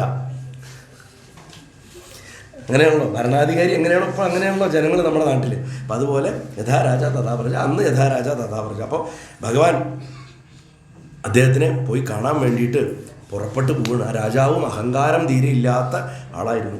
അപ്പോൾ എങ്ങനെയാണോ ഒരു മഹാമണ്ഡലേശ്വരനായിട്ടുള്ള ഒരു സന്യാസി തൻ്റെ ശിഷ്യന്മാരെ മുഴുവൻ കൂട്ടിയിട്ട് മറ്റൊരു ദിക്കിലുള്ള ശിഷ്യന്മാർക്ക് ദർശനം കൊടുക്കാൻ പോണത്, അതുപോലെ ഭഗവാൻ ദ്വാരകയിൽ നിന്ന് പുറപ്പെട്ടു എന്നാണ്. അപ്പോഴേക്കുമൊക്കെ ഭാരതവർഷത്തിൽ എവിടെയും കൃഷ്ണൻ എന്ന് പറഞ്ഞാൽ അറിയാത്തവരില്ല. എല്ലാവർക്കും ഭഗവാനെക്കുറിച്ച് അറിയാം. അത്രയും പ്രശസ്തനായി കഴിഞ്ഞു ഭഗവാൻ. ഞാൻ മനുഷ്യനായിട്ടുള്ള ഭഗവാന്റെ കാര്യമാട്ടോ പറഞ്ഞത്. ഭഗവാൻ വരുമ്പോൾ ഗ്രാമങ്ങളിലൊക്കെ ഇന്നത്തെ പോലെ ന്യൂസ് പേപ്പറോ ടി വിയോ ഒന്നുമില്ല. കാരണം ഇങ്ങനെ ആൾക്കാർ പറഞ്ഞറിയാം കൃഷ്ണൻ ദ്വാരകയിൽ നിന്ന് പുറപ്പെട്ടിട്ടുണ്ട്. എവിടെ കിടക്കണം? മിഥില എന്ന് പറഞ്ഞാൽ നേപ്പാളിൻ്റെ താഴെയാണ് ഏകദേശം. ഗുജറാത്തിൽ നിന്ന് ഇങ്ങനെ അക്രോസ് പോവാണ്. അപ്പോൾ അദ്ദേഹത്തിൻ്റെ ആ എന്താ പറയുക പരിവാരങ്ങൾ ഇങ്ങനെ പുറപ്പെട്ടു പോകണം. ഓരോ ഗ്രാമങ്ങളിലും വാർത്ത കേട്ട് കുട്ടികൾ മരത്തിൻ്റെ മുകളിലും, സ്ത്രീകൾ കെട്ടിടങ്ങളുടെ മുകളിലും, ജനങ്ങളുടെ അവിടെയും ജനലുകളുടെ അവിടെയും, അതുപോലെ പുരുഷന്മാർ വഴുതികളെയൊക്കെ നിന്ന് ഭഗവാനെ സ്വീകരിച്ച് ഭഗവാൻ ഓരോ നാട്ടിലും വസതി പറഞ്ഞ ഭഗവാന്റെ ലാസ്റ്റ് ദർശനം കൊടുക്കലാണ്. കഴിഞ്ഞു, അവസാനിക്കാറായല്ലോ. അപ്പോൾ മറ്റത്ര ആൾക്കാർക്ക് ദർശനം കൊടുത്ത് ഭഗവാൻ മിഥിലയിൽ എത്തിച്ചേരുകയാണ്. ആ എത്തിച്ചേരുമ്പോൾ ആ യാത്രയിൽ ശുകമഹർഷി പറയുക ആരൊക്കെ അന്ന് കൂടെ പോയത് എന്ന് അവിടെ സൂചിപ്പിക്കുന്നുണ്ട്. നിൻ്റെ എന്താ പറയുക, ഈ പരീക്ഷത്തിനോട് പറയണേ എൻ്റെ ഒരു ഭാഗ്യം എന്ന് പറഞ്ഞു കഴിഞ്ഞാൽ ഞാനും ആ ഗ്രൂപ്പിൽ പോയി. ശുകം പറയുക എൻ്റെ അച്ഛൻ വ്യാസൻ, ഗൗതമൻ, വസിഷ്ഠൻ, വിശ്വാമിത്രൻ, എല്ലാ നാരദാദികൾ എല്ലാവരും ഭഗവാന്റെ കൂടെ ഈ ശ്രുതദേവനെയും ബഹുലാശ്വനെയും കാണാൻ പോയി.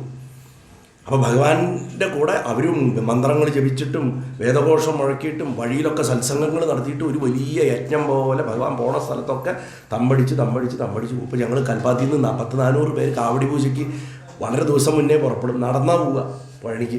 അനവധി കാവടികളുണ്ടാവും, നൂറ്റാണ്ടുകൾ പഴക്കമുള്ള കാവടി ഉണ്ടാവും. അപ്പോൾ ഓരോ സ്ഥലത്ത് നമ്മുടെ പൊള്ളാച്ചി, അതുമാതിരി ഉടുമൽപേട്ട, ഇങ്ങനെയുള്ള സ്ഥലങ്ങളിലൊക്കെ ക്യാമ്പ് ചെയ്ത് അവിടെയൊക്കെ സത്സംഗം നടത്തി, ഭജന നടത്തി, അവിടെ വരുന്നവർക്കൊക്കെ ഭക്ഷണം കൊടുത്ത് അങ്ങനെയാണ് യാത്ര ചെയ്യുക. അങ്ങനെ പോയിട്ട് അവസാനം പഴനിച്ചത് അവിടെയും അന്നദാനവും സത്സംഗവും അങ്ങനെയായിട്ട് തൈപ്പൂയ ആഘോഷിച്ച് 2-3 ദിവസം താമസിച്ച് അങ്ങനെയാണ് മടങ്ങുക കാവടികളുമായിട്ട്. അപ്പം അതുപോലെ ഭഗവാൻ പോയി എന്നാണ് പറയണം. ഭഗവാൻ ഒരു വലിയ യാത്ര നടത്തി. അപ്പോൾ ശുകമഹർഷി അതൊക്കെ ഓർക്കുകയാണ്. ആ പണ്ടത്തെ കാലത്ത് അന്ന് ഞാൻ അദ്ദേഹത്തിൻ്റെ കൂടെ പോകാനുള്ള ഭാഗ്യം എനിക്ക് കിട്ടി, ഞാനും കണ്ടിട്ടുണ്ട് എന്ന് പറയണം. അങ്ങനെ ഈ ശ്രുതദേവൻ്റെ വീട്ടിൽ അവിടെ മിഥിലയിലേക്ക് പ്രവേശിച്ചപ്പോൾ രാജാവായിട്ടുള്ള ബഹുലാശം വന്നിട്ട് ഭഗവാനെ സ്വീകരിച്ചു, നമസ്കരിച്ചു. ആൾക്കൂട്ടത്തിൻ്റെ ഇടയിൽ നിന്ന് ശ്രുതദേവനും തൊഴുതു വന്നിട്ട് 2 പേരും എൻ്റെ വീട്ടിലേക്ക് വരണം എന്ന് പറഞ്ഞിട്ട് ക്ഷണിച്ചു. ഭഗവാൻ 2 പേരെയും സന്തോഷിപ്പിക്കാൻ ഒരേ സമയം 2 രൂപ എടുത്തിട്ട് 2 പേരുടെ കൂടെയും പോയി. ഈ ഋഷിമാരൊക്കെ തന്നെയും ഇതേപോലെ 2 രൂപ എടുത്തിട്ട് 2 പേരുടെ വീടുകളിലേക്കും പോയി. അപ്പം രാജാവാണെന്നോ പ്രജയാണെന്നോ വ്യത്യാസമില്ല ബ്രഹ്മത്തിനും ഋഷിമാർക്കും. അറിവ്, യഥാർത്ഥ അറിവ്, തത്വമസീന്ന് ആരറിഞ്ഞിട്ടുണ്ടോ അവൻ്റെ അടുത്തേക്ക് ഭഗവാൻ ചെന്നിരിക്കും എന്ന കാര്യത്തിൽ യാതൊരു സംശയവുമില്ല. അപ്പോൾ ഇങ്ങനെ ഈ വിദേഹ നഗരത്തിൽ ചെന്നിട്ട് ഭഗവാൻ അവരെയൊക്കെ അനുഗ്രഹിച്ചു. അവർ 2 പേരുടെയും സ്തുതിയൊക്കെ പഠിക്കേണ്ടതാണ്. വളരെ വിശേഷമായിട്ടുള്ള സ്തുതികളാണ്. ഇങ്ങനെ രാജസഭക്തന്മാരുടെ കഥകളൊക്കെ പറഞ്ഞുകൊണ്ടിരുന്ന സമയത്ത് കഴിഞ്ഞ കാലത്തൊക്കെ നമ്മൾ ശ്രദ്ധിച്ചാൽ കാണാം ഭഗവാന്റെ കൂടെ ഭാര്യമാരുടെ കഥകളാണ് പറഞ്ഞുകൊണ്ടിരുന്നത്. ഗൃഹസ്ഥം ആയിട്ടുള്ള ആൾക്കാരുടെ കാര്യങ്ങളാണ് പറഞ്ഞുകൊണ്ടിരുന്നത്. സർവസംഘ പരിത്യാഗികളായിട്ടുള്ള രാജാവാകട്ടെ അല്ലെങ്കിൽ ഒരു സാധാരണ പ്രജയാവട്ടെ, അവരുടെ കഥ പറയുമ്പോൾ ഭഗവാന്റെ കൂടെ പോണത് ഭാര്യമാരല്ല, ശ്രദ്ധിച്ചോ, ഋഷിമാരാണ് പോണത്. വേദത്തിൽ ഇത്ര മന്ത്രങ്ങൾ ഗൃഹസ്ഥന്, ബ്രഹ്മചാരിക്ക്, വാനപ്രസ്ഥന് എന്നൊക്കെ കണക്കുണ്ട്. അതിൽ ഗൃഹസ്ഥന്മാർക്ക് പറഞ്ഞിട്ടുള്ളത് 16,000 മന്ത്രമാണ്. ആ 16,000 മന്ത്രങ്ങളാണ് 16,008 ഭാര്യമാരെന്നാണ് സങ്കല്പം. അപ്പോൾ അതിൽ 8 പേര് ഭഗവാന്റെ മറ്റു തത്വങ്ങളുമാണ്, അഷ്ടശക്തികളാണ്. അപ്പോൾ ബഹുലാശ്വനെ പോലെ തന്നെ ശ്രുതദേവനെയും ഭഗവാൻ മനസ്സ് നിറഞ്ഞ് അനുഗ്രഹിക്കും. ആ കഥ പറഞ്ഞതിന് ശേഷം വേദത്തെ നന്നായി മനസ്സിലാക്കിയിട്ടുള്ള അവർ 2 പേരുടെയും കഥ പറഞ്ഞതിന് ശേഷം ഇവരുടെ 15 മിനിറ്റ് കൊണ്ട് ചുരുക്കി വേദങ്ങളുടെ സ്തുതി പറയാം. അതിനൊരു കാരണമുണ്ട്. പരീക്ഷിത്ത് ഈ കഥ കേട്ട് കഴിയുമ്പോൾ ഒരു ചോദ്യം ചോദിക്കും. പരീക്ഷിത്ത് ചോദിക്കണം എന്താണെന്ന് വെച്ച് കഴിഞ്ഞാൽ, വേദങ്ങൾ ഗുണങ്ങളെ പറ്റിയല്ലേ പറയണത്, അതേപോലെ തന്നെ ദ്വന്ദ്വമായിട്ടുള്ള കാര്യങ്ങളെക്കുറിച്ചല്ലേ പറയണത്. അങ്ങനെയുള്ള വേദങ്ങൾക്ക് എങ്ങനെയാണ് ഈ ഇത്രയും വിസ്തരിച്ചിട്ട് ഭഗവാന്റെ മഹിമയെക്കുറിച്ച്, ബ്രഹ്മത്തെക്കുറിച്ച് എങ്ങനെയാണ് പറയാൻ സാധിക്കുക എന്ന് ചോദിക്കും. കാരണം വേദത്തിൽ തന്നെ ചില ഭാഗങ്ങളിൽ വളരെ എന്താ പറയുക, കോൺട്രഡിക്ടറി ആയിട്ടുള്ള പ്രമാണങ്ങളുണ്ട്. ഒരു സ്ഥലത്ത് പറയും സർവവേദ യത് പദമാവനന്തി എന്ന് പറയും, അതായത് എല്ലാ വേദങ്ങളും ഏതൊരു ബ്രഹ്മത്തിനെയാണോ ബോധിപ്പിക്കണമെന്ന് പറയും.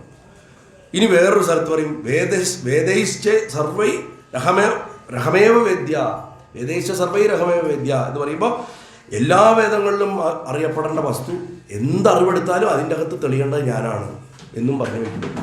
ഇങ്ങനെ കാണാം. ഇനി വേറെ ചില സ്ഥലത്ത് പറയും എവിടെയാണോ വേദങ്ങൾ പരാജയപ്പെട്ട് മടങ്ങി വരണത്, യഥോ വാചോ നിവൃത്തന്റെ അപ്രാപ്യ മനസ്സാസ, വേദങ്ങൾ മനസ്സോടുകൂടി ബ്രഹ്മത്തിനെ പ്രാപിക്കാൻ സാധിക്കാണ്ട് തിരിച്ചു വരുന്നു, ബ്രഹ്മത്തിനെ മനസ്സിലാക്കാൻ പറ്റുന്നില്ല വേദങ്ങൾക്ക് എന്ന് പറഞ്ഞു. ചില സ്ഥലത്ത് പറഞ്ഞു ബ്രഹ്മത്തെ അറിയാൻ പറ്റുന്നു, ചില സ്ഥലത്ത് പറയണു ബ്രഹ്മത്തെ അറിയാൻ പറ്റില്ല എന്ന്. നാഹം വേദൈ, എനിക്ക് പോലും ബ്രഹ്മത്തെ അറിയാൻ പറ്റുന്നില്ല എന്ന് വേദത്തിൽ എഴുതി വെച്ചിരിക്കുന്നു. അപ്പോൾ പരീക്ഷിച്ച് ചോദിക്കുക ഇങ്ങനെ എന്താണ് ഇങ്ങനെ പറയണത്? ഒരു സ്ഥലത്ത് പറയണു വേദം കൊണ്ട് ബ്രഹ്മത്തെ അറിയാമെന്ന്, വേറെ സ്ഥലത്ത് പറയണു ഇങ്ങനെ അറിയാൻ പറ്റുന്നില്ല. അപ്പോൾ വേദം പഠിക്കുന്ന ആർക്കും വരുന്ന ഒരു സാമാന്യമായിട്ടുള്ളൊരു ചോദ്യമാണ്. പിന്നെ മാത്രമല്ല വേദത്തിൽ പറയണ മുഴുവൻ എന്താ, കർമ്മകാണ്ഡാണ്. നമ്മൾ ഈ ലോകത്തിൽ ജീവിക്കുമ്പോൾ എങ്ങനെയൊക്കെ എന്തൊക്കെ ചെയ്യണം, അനുഷ്ഠിക്കണം, അതുമായിട്ട് ബന്ധപ്പെട്ട സ്തുതികൾ, അതുമായിട്ട് ബന്ധപ്പെട്ട യജ്ഞങ്ങൾ. അപ്പോൾ ഇതൊക്കെ എങ്ങനെയാണ് ഈ നിർഗുണമായിട്ടുള്ള ബ്രഹ്മത്തിനെ കുറിച്ച് പറയണത് എങ്ങനെയാണെന്ന് പരീക്ഷത്തിന് മനസ്സിലാവുന്നില്ല. ഇത് ഇത്രയും പഠിപ്പിച്ച് വരുമ്പോൾ എന്താണെന്ന് വെച്ച് കഴിഞ്ഞാൽ ഈ സർവ്വശാസ്ത്രങ്ങളും പഠിച്ചിട്ടുള്ള ആൾക്കാർക്ക് ലളിതമായിട്ടുള്ള ബ്രഹ്മവിദ്യ കിട്ടുമ്പോൾ ഈ അറിവ് ഭാരവും ഓൾറെഡി ഇത് ആദ്യം പുസ്തകം പഠിച്ചിട്ട് കിട്ടിയതാണല്ലോ. ഈ പുസ്തകം പഠിച്ച് കിട്ടിയത് നമ്മുടെ അകത്ത് കിടന്നിട്ട് ഇങ്ങനെ ചുരമാകുന്നു, കൺഫ്യൂഷൻ ഉണ്ടാക്കും. രമണ മഹർഷി യോഗവാസിഷ്ടം വായിച്ച കഥ ഞാൻ ഒന്നാം ദിവസം പറഞ്ഞു, ഇവിടെ പറഞ്ഞു എനിക്കറിയില്ല. ഒരു ഭക്തൻ ഇതുമാതിരി ഇങ്ങനെ ഒരു വലിയ ഇതിരിക്കാത്ത, അപ്പോൾ അദ്ദേഹം കട്ടിൽ ഇങ്ങനെ കിടക്കുകയുള്ളൂ, അധികം സംസാരിക്കില്ല, സാന്നിധ്യം കൊണ്ടേ ശാന്തി കൊടുക്കുന്നു രമണൻ. അപ്പോൾ അദ്ദേഹം ആരോ ഇരുന്നിട്ടൊരു പുസ്തകം മുന്നിൽ ഇതിങ്ങനെ വായിക്കുന്നുണ്ട്. 10 പേര് കാണണം നല്ലതാണല്ലോ, യോഗവാസിഷ്ടം ഞാൻ വായിക്കുന്നുണ്ട് എന്ന് കാണിക്കാൻ വേണ്ടിയിട്ട് അവിടെ നിന്ന് വായിച്ചുകൊണ്ടിരിക്കും. അപ്പോൾ രമണർ ചോദിച്ചു അത്രേ, എന്താ ബുക്ക് വായിക്കണേ? പറഞ്ഞു യോഗവാസിഷ്ടമാണോ. അങ്ങനെ ഒരു ബുക്കുണ്ടോ? അങ്ങനെ ഒരു പുസ്തകം ഉണ്ടോ ചോദിച്ചു. അങ്ങനെ ഒരു ബുക്കുണ്ട്. അപ്പോഴേക്കും ഉണ്ടോ? രമണൻ അറിയാത്ത കാര്യം എനിക്കറിയാമല്ലോ എന്ന് പറഞ്ഞിട്ട് അദ്ദേഹം പിന്നെ അങ്ങേക്ക് അറിയില്ലേ എന്നൊക്കെ ചോദിച്ചു. പറഞ്ഞ പുസ്തകം തരുമോ? അങ്ങനെ വായിച്ചു. അങ്ങനെ പേജുകൾ മറിക്കാൻ തുടങ്ങി. വായിച്ചിട്ട് അതിൽ വസിഷ്ഠ മഹർഷി രാമന് ബ്രഹ്മാനുഭവം വരുമ്പോൾ ഉണ്ടാകുന്ന ഓരോ അവസ്ഥകൾ പറഞ്ഞു കൊടുക്കുന്നുണ്ട്. പെട്ടെന്ന് ഇതാണ് എനിക്കുണ്ടായത് പറയത്രേ. വീണ്ടും കുറച്ചുകൂടെ അയ്യോ ഇതാണ് എനിക്കുണ്ടായ അനുഭവം എന്ന്. വീണ്ടും കുറച്ചുകൂടെ വായിച്ചിട്ട് ഇതാണ് എനിക്കുണ്ടായ അനുഭവം എന്ന് പറയുന്നു. അപ്പോൾ ഗുരുക്കന്മാർ പറയും നമ്മളൊക്കെ പുസ്തകം വായിച്ചിട്ട് ഇല്ലാത്ത അനുഭവം ഉണ്ടെന്ന് സങ്കല്പിച്ചുണ്ടാക്കണം. അദ്ദേഹം അനുഭവം ഉണ്ടായിട്ട് വാലിഡേറ്റ് ചെയ്യണം, ഇതാണ് എനിക്കുണ്ടായത്, ഇതാണ് എനിക്കുണ്ടായത്, ഇതാണ് എനിക്കുണ്ടായത്. അതുകൊണ്ട് വേദാഭ്യാസം ഉള്ളവർക്കും വരുന്ന പ്രശ്നങ്ങളാണ് അവർക്ക് വേണ്ടിയിട്ട് ക്ഷത്രിയനായിട്ടുള്ള പരീക്ഷിച്ച് ചോദിക്കണം. അപ്പം ഇവിടെ ഭഗവാൻ ശുഗമഹർഷി ശുഗബ്രഹ്മം ഭഗവാനോട് പറയണം, നീ ചോദിച്ച ഈ ചോദ്യം പണ്ട് നാരദ മഹർഷി നരനാരായണന്മാരിലെ നാരായണ ഋഷിയോട് ചോദിച്ചിട്ടുണ്ട്. ബദരീശ്വര, അത് ബദരികാശ്രമത്തിൽ വെച്ചിട്ടുണ്ടായതാണ്, ആ കഥ ഞാൻ പറയാം എന്ന് പറയും. അന്ന് നാരദൻ ഇതേ ചോദ്യം നാരായണ ഋഷിയോട് ചോദിച്ചപ്പോൾ അതിനും മുൻപ് സനകാദി മഹർഷിമാർ ഇതേ കാര്യം പറഞ്ഞിരുന്നു പറഞ്ഞിട്ട് ഫ്ലാഷ് ബാക്ക്, അതിൻ്റെ ഉള്ളിൽ ഫ്ലാഷ് ബാക്ക്, അതിൻ്റെ ഉള്ളിൽ ഫ്ലാഷ് ബാക്ക്. എത്ര ഫ്ലാഷ് ബാക്കാണ് ആലോചിച്ച് നോക്കൂ. ഫ്ലാഷ് ബാക്കിനുള്ള ഫ്ലാഷ് ബാക്കായിട്ടാണ് കഥ പറയണത്. അത് പറഞ്ഞു കൊടുക്കണം. സൃഷ്ടിയുടെ തുടക്കത്തിൽ വേദങ്ങൾ ശ്രുതികളൊക്കെ വന്നിട്ട് ഭഗവാനെ ബ്രഹ്മത്തെ സ്തുതിച്ചു. അതിനെയാണ് ശ്രുതിഗീത എന്ന് പറയണമെന്ന് പറഞ്ഞിട്ട് വിസ്തരിച്ച് പറഞ്ഞു. 3-4 ദിവസം രാവിലെ 6 മണി തൊട്ട് വൈകുന്നേരം 6 മണി വരെ പറഞ്ഞാലും തീരാത്ത ഒരു സ്തുതിയാണ് ഞാനിവിടെ ഇരുന്നിട്ട് ഈ 10 മിനിറ്റ് പറയാൻ ശ്രമിക്കുന്നത്. അത്ര ഗംഭീരമായിട്ടുള്ള സ്തുതിയാണ് ശ്രുതിഗീത. അനവധി സന്യാസിമാർ ആചാര്യന്മാർ മഹത്തായിട്ടുള്ള വ്യാഖ്യാനങ്ങൾ എഴുതിയിട്ടുള്ളതാണ്. അപ്പം മലയാളത്തിൽ തന്നെ അനവധി വ്യാഖ്യാനങ്ങൾ ശ്രുതിഗീതയ്ക്കുണ്ട്. പ്രധാനമായിട്ടും ശ്രുതിഗീത പറയണത് ബ്രഹ്മം എങ്ങനെ മായയെയും മായയുടെ അധിഷ്ഠാനമായിട്ടുള്ള പ്രകൃതിയുടെ അധിഷ്ഠാനമായിട്ടുള്ള സത്വരജസ് തമോ ഗുണങ്ങളെയും അധികരിച്ച് നിൽക്കണമെന്നുള്ളതാണ്. ഇത് ഞാനിവിടെ പറയുമ്പോൾ ആദ്യമായിട്ട് കേൾക്കാൻ വരുന്നവർക്ക് ഇത് ഫുള്ള് പുകയായിരിക്കും. കഴിഞ്ഞ ദിവസങ്ങൾ മുഴുവൻ ഇരുന്ന് കേട്ടവർക്ക് അതിൽ എന്തെങ്കിലും അകത്തേക്ക് ഗ്രഹിച്ചവർക്ക് എളുപ്പമായിരിക്കും. അതുകൊണ്ടാണ് ഞാൻ ആദ്യത്തെ ദിവസമേ പറഞ്ഞത് കഴിയുന്നത്ര ശ്രദ്ധിച്ചോളൂ. 11ാമത്തെ അധ്യായം തുടങ്ങണ സമയത്ത് പണി കൂടും. പനിയല്ല, പണി കൂടും എന്ന് പറഞ്ഞത്. പിന്നെ ഈ കാണായിട്ടുള്ള സൃഷ്ടിയുടെ മുഴുവൻ നശ്വരത എന്താണെന്ന് വേദം മക്കൾ പറഞ്ഞു വയ്ക്കുന്നു. ഭക്തി എന്തുകൊണ്ട് മോക്ഷത്തിന് കാരണമാവണമെന്ന് പറഞ്ഞു വയ്ക്കുന്നു. നമ്മൾ ഭൗതിക ജീവിതത്തിൽ കാട്ടിക്കൂട്ടുന്ന പല അക്രമങ്ങളും കാര്യസാധ്യത്തിന് വേണ്ടി ചെയ്യുന്നതൊക്കെ വാസ്തവത്തിൽ എത്ര ഫ്യൂട്ടൈലാണ്. നേരെ മറിച്ച് ആ ചെയ്യുന്ന കാര്യങ്ങളെ ഈശ്വരോന്മുഖമാക്കി കഴിഞ്ഞാൽ എത്രയോ പെട്ടെന്ന് ഈ ചക്രത്തിൽ നിന്ന് രക്ഷപ്പെടാം എന്നുള്ള 4 പ്രധാന കാര്യങ്ങളാണ് ശ്രുതിഗീതരകത്ത് വരുന്നത്. ഞാൻ അതിൻ്റെ എസെൻസ് മാത്രം എടുത്തിട്ടാണ് പറയാൻ പോണത്. ബ്രഹ്മം ആണ് പരമസത്യം എന്ന് പറഞ്ഞു വയ്ക്കണം. മായ ഈ കാണായിട്ടുള്ള സകല വസ്തുക്കളും സൃഷ്ടിക്കപ്പെട്ടു എന്ന് തോന്നിപ്പിക്കുന്നത് മാത്രമാണ്. സൃഷ്ടിക്കപ്പെട്ടു എന്നുള്ളതല്ല, സൃഷ്ടിക്കപ്പെട്ടതൊക്കെ മായയാണെന്നല്ല പറഞ്ഞത്, തോന്നിപ്പിക്കുന്നതാണെന്ന് പറഞ്ഞു. സൃഷ്ടിച്ചു എന്ന് തോന്നിപ്പിക്കുന്നത്. അതായത് നമ്മളിപ്പോൾ മനസ്സിൽ കെറ്റിൽ എന്നാലോചിച്ചാൽ നിങ്ങളുടെയൊക്കെ മനസ്സിൽ പലതരം കെറ്റിലുകൾ വരും. ഞാനിപ്പോൾ കെറ്റിൽ എന്ന് പറഞ്ഞു. ചിലർക്ക് ഇലക്ട്രിക് കെറ്റിലാണ് വന്നത്, ചിലർക്ക് സ്റ്റീൽ കെറ്റിലാണ് വന്നത്, അല്ലേ? നിങ്ങൾ നിങ്ങളുടെ സങ്കല്പം അനുസരിച്ചിട്ട് ഒരു രൂപം മനസ്സിൽ കണ്ടു. നിങ്ങൾ കുട്ടിയായിരിക്കുമ്പോൾ തൊട്ട് അമ്മ ഇതെന്താ ചോദിച്ചാൽ ഇതിനെയാണ് കെറ്റിൽ എന്ന് പറയുക എന്ന് അമ്മ പഠിപ്പിച്ചതെന്നനുസരിച്ചിട്ട് ആ രൂപത്തിലുള്ളതിനൊക്കെ ഏകദേശം കെറ്റിൽ എന്ന് പറയാൻ പഠിച്ചത്. അപ്പം നമ്മൾ നമ്മുടെ പൂർവ്വ സംസ്കാരം വെച്ചിട്ടാണ് എന്തിനേയും തിരിച്ചറിയണത്. കെറ്റിൽ കണ്ടാൽ തിരിച്ചറിയാത്ത ഒരാളുടെ കയ്യിൽ കെറ്റിൽ കൊണ്ടു കൊടുത്താൽ എന്താവും? ഇപ്പോൾ ഒന്ന് ആലോചിച്ച് നോക്കൂ. ഭഗവാന്റെ കാലഘട്ടത്തിൽ ജീവിച്ചിരുന്ന ഏതെങ്കിലും ഒരു കഥാപാത്രത്തിനെടുക്കും, അവരുടെ കയ്യിലൊരു മൊബൈൽ ഫോൺ കൊണ്ടു കൊടുത്താൽ അവസ്ഥ ആലോചിക്കും. നമ്മൾ അല്ലെങ്കിൽ പണ്ട് റോട്ടിൽ കൂടെ തന്നെ സംസാരിച്ച് പോകേണ്ട ആൾക്കാരെ അമ്മ പറയും ഏതോ പ്രാന്തം പോണ്ട് നിങ്ങളെ ഉള്ളിൽ കയറിയിരിക്കും പറയും. ഇന്ന് റോട്ടിൽ കൂടെ തന്നെ സംസാരിച്ചുകൊണ്ട് പോകുന്ന ആളെ പ്രാന്തെന്ന് വിളിക്കാൻ പറ്റില്ല. കാരണം എന്താ വെച്ചാൽ ഈ ചെറിയ ഇയർപോഡ് വെച്ചിട്ട് സംസാരിച്ചു ഇങ്ങനെ കക്കിക്കൊണ്ടാണ് പോണത് ഫുൾ. അപ്പോൾ ഭ്രാന്തിൻ്റെ ലക്ഷണങ്ങൾ എന്താണെന്ന് തിരിച്ചറിയാൻ പറ്റാത്ത കാലമായി, അങ്ങനെയായി. അപ്പോൾ പഴയ കാലത്തൊക്കെ നമ്മൾ ഇങ്ങനത്തെ ഒരു വസ്തു പോയി കഴിഞ്ഞാൽ ചരിത്രമേ മാറിപ്പോവും. ഒന്ന് ആലോചിച്ച് നോക്കൂ. സാൽവൻ ദ്വാരക ആക്രമിക്കണൊക്കെ ഭഗവാൻ വാട്സപ്പിൽ മെസ്സേജ് വരും, Dwarka under attack come back അല്ലേ? ഇത് ദിവസങ്ങൾ കഴിഞ്ഞിട്ടാണ് അറിയണത്. ബലരാമൻ സുഭദ്രയെ അർജുനെ അടിച്ചുകൊണ്ട് പോയതൊക്കെ സെക്കൻഡ് കൊണ്ട് അറിയും. ബലരാമൻ കൊല്ലാൻ പോകുന്നുണ്ട് കലപ്പയെടുത്തിട്ട് അർജുനെ. ഭഗവാൻ പോയിട്ട് ആദ്യമായിട്ട് ചേട്ടൻ്റെ കാലിൽ അങ്ങോട്ട് നമസ്കരിക്കണത് അവിടെയാണ്. അർജുനന് വേണ്ടിയിട്ട് കാലിൽ നമസ്കരിച്ചങ്ങോട്ട് കിടക്കും. അങ്ങനെ രക്ഷിച്ചാണ്. അപ്പോൾ ഇതൊക്കെ ഈ കഥകളൊക്കെ മാറും, ഈ സിസ്റ്റങ്ങളൊക്കെ മാറും. ചൂത് കളിക്കുന്ന സമയത്ത് കൃഷ്ണന് വേണമെങ്കിൽ SMS ചെയ്ത് കൊടുക്കുക അടുത്ത മൂവ് എന്താന്ന്. ഭാരത യുദ്ധം നടക്കില്ല, എന്തും സംഭവിക്കാം. കംപ്ലീറ്റ് കഥകൾ മാറിക്കും. അപ്പോൾ ഇതൊക്കെ മായയാണ്. ഇനി നാളൊരു കാലത്ത് ഒരു 100 കൊല്ലം കഴിയുമ്പോൾ 500 കൊല്ലം കഴിയുമ്പോൾ നമ്മുടെ ഇന്നത്തെ ഈ സൗകര്യങ്ങളൊക്കെ നോക്കിയിട്ട് ഇതുപോലെ തമാശ പറഞ്ഞ് ചിരിക്കുന്ന സത്സംഗങ്ങളൊക്കെ ഉണ്ടാവാം, പറയാൻ പറ്റില്ല. അന്ന് ഇന്നത്തെ ചെറുപ്പക്കാരൊക്കെ ചിലപ്പോൾ അവർ തന്നെ വയസ്സായി ഭൂമിയിൽ നിന്ന് പോയിട്ടുണ്ടാവും. അങ്ങനെയൊക്കെ വരും. പിന്നെ ഭക്തി എന്ന് പറയുന്നത് അറിവിനെയും മറികടന്ന് നിൽക്കേണ്ടതാണ്. അറിവല്ല ഭക്തിയുടെ അളവ് പോലെ. കുറേ കാര്യങ്ങൾ അറിഞ്ഞു, കുറേ ഗ്രന്ഥം വായിച്ചു, കുറേ കാര്യങ്ങൾ പഠിച്ചു, അതല്ല ഭക്തിയുടെ അളവ് പോലെ. ഭക്തി സമർപ്പണമാണ്. ഭക്തി ഗോപികളുടെ എന്ന് പഠിച്ചു നമ്മൾ. പക്ഷെ ഗോപികളുടെ ഭക്തിക്ക് പൂർണ്ണത പ്രശ്നമുണ്ട്. കാരണം ആ പൂർണ്ണത ഇല്ലാതെ വരുന്നത് ഈ ജ്ഞാനം ഇല്ലാണ്ട് വന്നുകൊണ്ടാണ്. അതുകൊണ്ടാണ് അവർ ദുഃഖിച്ചത് ഭഗവാൻ പോയപ്പോൾ.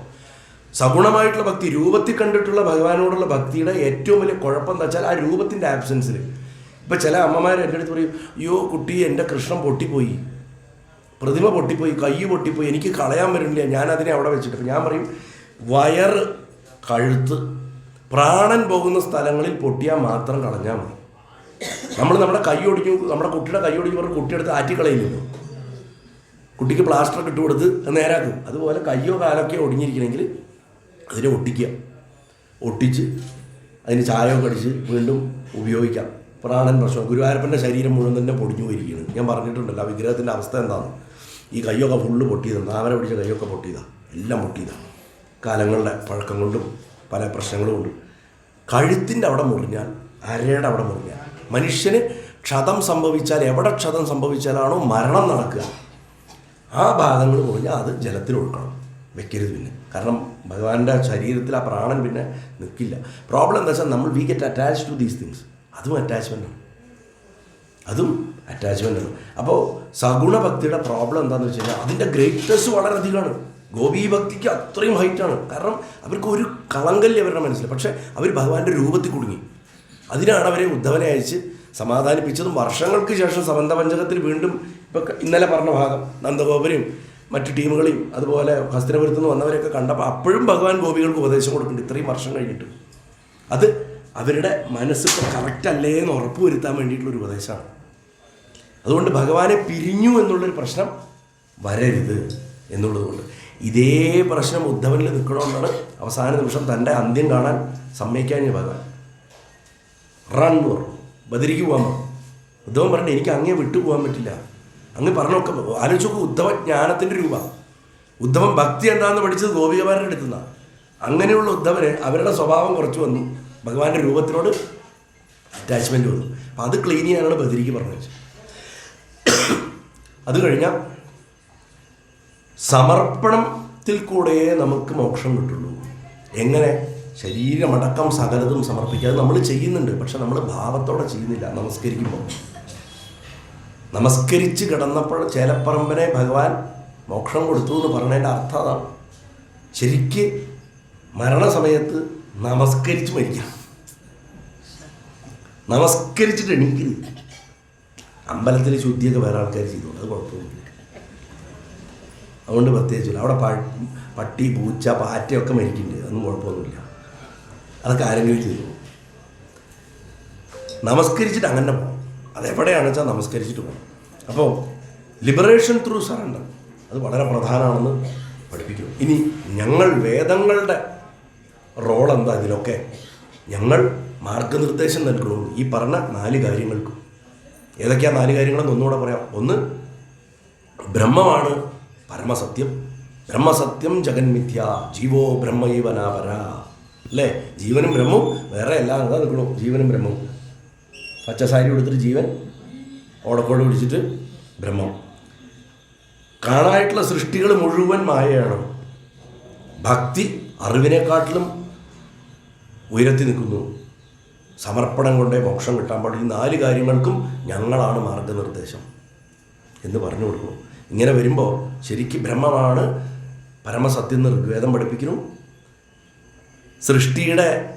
സൃഷ്ടിക്കപ്പെട്ടതിൻ്റെയൊക്കെ നന്മയ്ക്ക് വേണ്ടിയിട്ട് ചെയ്യണ യജ്ഞാദികളെക്കുറിച്ച് പറഞ്ഞ യജുർവേദം സൃഷ്ടി തന്നെ മായേണെന്ന് പഠിപ്പിക്കാൻ എല്ലാറ്റിൻ്റെ അവസാനം ഇതം നമമ ഇതം നമമ അഗ്നേദം നമമ സ്വാഹ അഗ്നേദം നമമ അഗ്നേദം, ഇങ്ങനെയല്ലേ നമ്മൾ യാഗം ചെയ്യണത്. അപ്പോൾ യജുസ് പഠിപ്പിക്കണത് അത് ഭക്തിക്ക് അറിവിനെക്കാട്ടിലും മഹത്വമുണ്ട് എന്ന് കാണിക്കാൻ ഋഗ്വേദത്തിൻ്റെ മന്ത്രങ്ങളിൽ, യജുർസിലുള്ള മന്ത്രങ്ങളിൽ ഗാനാത്മകമായിട്ട് മധ്യമ പഞ്ചമസ്വരങ്ങളിൽ കൂടെ സാമഗാനായിട്ട് ആലപിക്കുന്നു. അപ്പോൾ സാമം പഠിപ്പിക്കുന്നത് ഭക്തിയുടെ മഹാത്മ. അവിടെ ഭഗവാൻ സാമഗാനപ്രിയനാണെന്ന് പറയുന്നത്. വേദങ്ങളിൽ ഞാൻ സാമഗാനാണെന്ന് ഭഗവാൻ പറയുന്നു വിഭൂതി യോഗത്തിൽ. ഇത് കാരണം എന്താണ്? കാരണം ഭക്തിയാണ്. പിന്നെ സമർപ്പണത്തിൽ കൂടെ മോക്ഷം എന്നുള്ളത് അഥർവവും പഠിപ്പിക്കുന്നു. സമർപ്പണത്തിൽ കൂടെ മോക്ഷം കിട്ടുമെന്ന് പഠിപ്പിക്കുന്നു. ഇങ്ങനെ 4 വേദങ്ങളും പറഞ്ഞ് ഞങ്ങളാണ് അതിൻ്റെ മാർഗനിർദ്ദേശം. ഞങ്ങളൊക്കെ നിങ്ങളെ ഭഗവാനോട് പറയണം, ഞങ്ങൾ ജീവരാശികളെ മുഴുവൻ അങ്ങേലേക്ക് എത്തിപ്പിക്കുന്നു. അതെങ്ങനെ? പരോക്ഷമായിട്ടുള്ള വർണ്ണനകളിൽ കൂടെ നമ്മൾ നമ്മുടെ ബുദ്ധി ഉപയോഗിച്ച് വേണം മനസ്സിലാക്കാൻ. അതുകൊണ്ടാണ് ഭാഗവതത്തിന് ഇങ്ങനെ ഇഴപിരിച്ച് പറയാൻ ഒരു എളിയ ശ്രമം നടത്തുന്നത്. ഇത് മുഴുവൻ പരോക്ഷമായി പറഞ്ഞ കാര്യങ്ങളാണ്. പരോക്ഷപ്രിയ ദേവ, ഭഗവാനൊക്കെ പരോക്ഷമായിട്ട് പറഞ്ഞ ഇഷ്ടം. നമ്മൾ എന്തിനാണ് അർച്ചകർ മുദ്ര കാണിക്കുന്നത്? നമ്മൾ വിചാരിക്കുന്നത് എന്ത് കൈകൊണ്ട് ഞാനോട് കാണിക്കുന്നത്, എന്താ കാണിക്കുന്നത്? അത് ഭാഷയാണ്. മഹാദേവൻ സൃഷ്ടിച്ച ഭാഷയാണ്. പരോക്ഷമായിട്ട് പറയാൻ അങ്ങർക്ക് അതാണ് ഇഷ്ടം. എത്രയാണ് വേണ്ട കഴിക്കാൻ? കുറച്ച്. അത് മുദ്രയാണ്. അത് അവിടെ കിട്ടിയത്, അതിൻ്റെ അർത്ഥം അവിടെ കിട്ടി. അപ്പോൾ ആ മുദ്ര പോലെയാണ് പരോക്ഷം. പിന്നെ നെഗേഷൻ, നീതി. ഇത് ബ്രഹ്മാണോ? അല്ല, ഇത് ജഡപദാർത്ഥം, അതിലുള്ളതാണ് ബ്രഹ്മം. ഇതോ പുസ്തകം, ഇത് ജഡപദാർത്ഥം, അതിലുള്ളതാണ് ബ്രഹ്മം. ഗീതാപ്രസ് അച്ചടിച്ച ഭാഗവതാണോ കൃഷ്ണൻ? അല്ല, ഇതിലിരിക്കുന്നുണ്ട് കൃഷ്ണൻ. ലാപ്ടോപ്പിലോ അല്ലെങ്കിൽ ഐപാഡിലോ ഇരിക്കുന്ന ഭാഗവതത്തിലാണോ കൃഷ്ണൻ? അതിനുള്ളിലിരിക്കുന്നുണ്ട്. ഐപാഡോ അതിലുള്ള അക്ഷരങ്ങളോ അല്ല. ഈ വിധത്തിൽ പൂമാലയിൽ, വസ്തുക്കളിൽ, മനുഷ്യരിൽ ഓരോന്നിൻ്റെയും അന്തസത്തയായിട്ട് എന്തിരിക്കണോ അത് കാണാൻ വേദം പഠിപ്പിക്കുന്നു. വേദത്തിൻ്റെ ചാറ്. അതുകൊണ്ട് എന്ത് ചെയ്തു? 5 മഹാവാക്യങ്ങൾ, 5 വേദങ്ങൾ, അല്ല 4 മഹാവാക്യങ്ങൾ, 4 വേദങ്ങൾ ഉണ്ടായി. അഹം ബ്രഹ്മാസ്മി, പ്രജ്ഞാനം ബ്രഹ്മ, തത്വമസി, അയമാത്മാ ബ്രഹ്മ എന്നൊക്കെ മഹാവാക്യങ്ങൾ. ഇതിൻ്റെ ഒരു കുഴപ്പം എന്താ വെച്ചാൽ വേദങ്ങൾ പറയുന്ന ഭഗവാനെ ഞങ്ങൾക്കും പക്ഷേ ലിമിറ്റേഷൻസ് ഉണ്ട്. ഞങ്ങൾക്ക് അങ്ങേ പൂർണ്ണമായിട്ടും പറയാനറിയില്ല, ഞങ്ങൾക്ക് അങ്ങേ മറ്റൊരാൾക്ക് പൂർണ്ണമായിട്ടും പറഞ്ഞു കൊടുക്കാൻ അറിയില്ല എന്നുള്ളത്. പ്രധാനമായിട്ടും ശ്രുതിഗീതയിൽ വരണ 3 കാര്യങ്ങൾ, 3 പ്രതീകങ്ങൾ വരുന്നത് ഈ കാണായ സൃഷ്ടികൾ മുഴുവൻ സ്വപ്ന തുല്യമാണ്. വേദങ്ങൾക്കൊക്കെ രൂപം കൊടുത്തിട്ട് പുരുഷന്മാരെ മാതിരി നിർത്തിയാൽ സ്തുതിക്കണം, 4 പേര് നിന്നാൽ സ്തുതിക്കണം. അതേപോലെ തന്നെ കഥകളുടെ കടലങ്ങട് തുറക്കണം. കാരണം വേദത്തിൻ്റെ ഉള്ളിലുള്ള കഥകളാണ് സത്യം പറഞ്ഞ പുരാണങ്ങളിലൊക്കെ വിസ്തരിക്കപ്പെട്ടത്. ഇപ്പം ഞാൻ പറഞ്ഞു ഇതം വിഷ്ണു ചക്രമേ ത്രേധാനി തദേവത എന്നുള്ള ഒരൊറ്റ വരിയാണ് വാമനാവതാരം. വിഷ്ണു ഇങ്ങനെ 3 പാദങ്ങളെ കൊണ്ട് ലോകത്തെ അതിക്രമിച്ചു എന്ന് വിഷ്ണു സൂക്തത്തിൽ ഞാൻ കഴിഞ്ഞ ദിവസം ചൊല്ലി. അതുപോലെ പ്രാക്ടിക്കലായിട്ട് നമുക്ക് പഠിക്കാനുള്ള കാര്യങ്ങൾ 4 കാര്യങ്ങളാണ്. ഒന്ന്, ഏതൊരു വസ്തുവാണോ മാറ്റമില്ലാതിരിക്കുന്നത് അതിനെ അന്വേഷിക്കുക. നമ്മളുടെ ശരീരം പോലും ഇന്ന് മേക്കപ്പെട്ടിട്ട് നാളെ മേക്കപ്പെട്ടിട്ട് നോക്കുമ്പോൾ പുരികം കുറച്ച് വളഞ്ഞോ, ഇവിടെ ഒരു മറുക് വന്നോ, പാട് വന്നോ എന്നാ നോക്കണം. ചേഞ്ചിൻ്റെ കാര്യങ്ങളിലാണ് നമ്മൾ ശ്രദ്ധിക്കണം. ചേഞ്ച് ഇല്ലാത്ത വസ്തു ആത്മാവ്, അതിൽ മാത്രം ശ്രദ്ധിക്കുക. ഭക്തിയുടെ ഏത് സാധ്യതകളുണ്ടെങ്കിലും അതിനെ സ്വീകരിക്കുക. വേദങ്ങളെ, അറിവിനെ, ബ്രഹ്മവിദ്യ തരുന്ന എന്തിനും വേദം എന്ന് വിളിക്കാം. അതിനെ ബഹുമാനിക്കുക, എല്ലാറ്റിലും ഭഗവാനെ കാണാൻ പഠിക്കുക, ബ്രഹ്മത്തെ കാണാൻ പഠിക്കുക. ഇത് തന്നെ ഗീതയും ഇതിൻ്റെ തന്നെ ചാറാണ് ഉപനിഷത്തുകളിലും കിടക്കുന്നത്. ഉപനിഷത്തുക്കളെ കുറച്ചുകൂടെ ഒന്ന് ഡിസ്റ്റിൽ ചെയ്താണ് ഗീതയിൽ. അതായത് ഒന്ന് ആലോചിച്ച് നോക്കൂ, ഭഗവാന്റെ സ്നേഹം. വേദം പഠിച്ചിട്ട് മനസ്സിലായില്ല, ശരി, എന്നാൽ ഉപനിഷത്ത് ഉണ്ടാക്കി കൊടുത്തു. അതും വേണ്ടി പഠിച്ചിട്ട് മനസ്സിലാവില്ല, എന്നാൽ ശരി ഗീത എന്ന് പറഞ്ഞ് തന്നിരിക്കുന്നു. ഇതിൻ്റെ അപ്പുറത്തേക്ക് ഇനി എന്താ തരിക എന്നറിയാണ്ട് ഭഗവാൻ ഇപ്പോഴും വന്നിട്ടില്ല. ഇങ്ങോട്ട് അന്ന് പോയതാ, പിന്നെ ഇങ്ങോട്ട് വന്നിട്ടില്ല, ഈ വഴിക്ക് വന്നിട്ടില്ല. അപ്പോൾ പ്രാക്ടിക്കലായിട്ടുള്ള സാധനങ്ങൾ അനവധി ഉണ്ട്. ഇതിന് സമ്പൂർണ്ണ സമർപ്പണം, ഭക്തി ഉണ്ട് എന്ന് പറഞ്ഞാൽ അഹങ്കരിക്കരുത്. സമർപ്പണം പഠിക്കുക. നമുക്ക് വരുന്ന ഓരോ മായക്കാഴ്ചകളെയും സാക്ഷിഭാവത്തിൽ ഇരുന്നിട്ട് നമ്മൾ ഭഗവാനോട് അടുക്ക നാരദനാണ് ആദ്യം ഉണരുക. നിങ്ങൾ ഏഷണിയാവുന്നല്ല അർത്ഥം.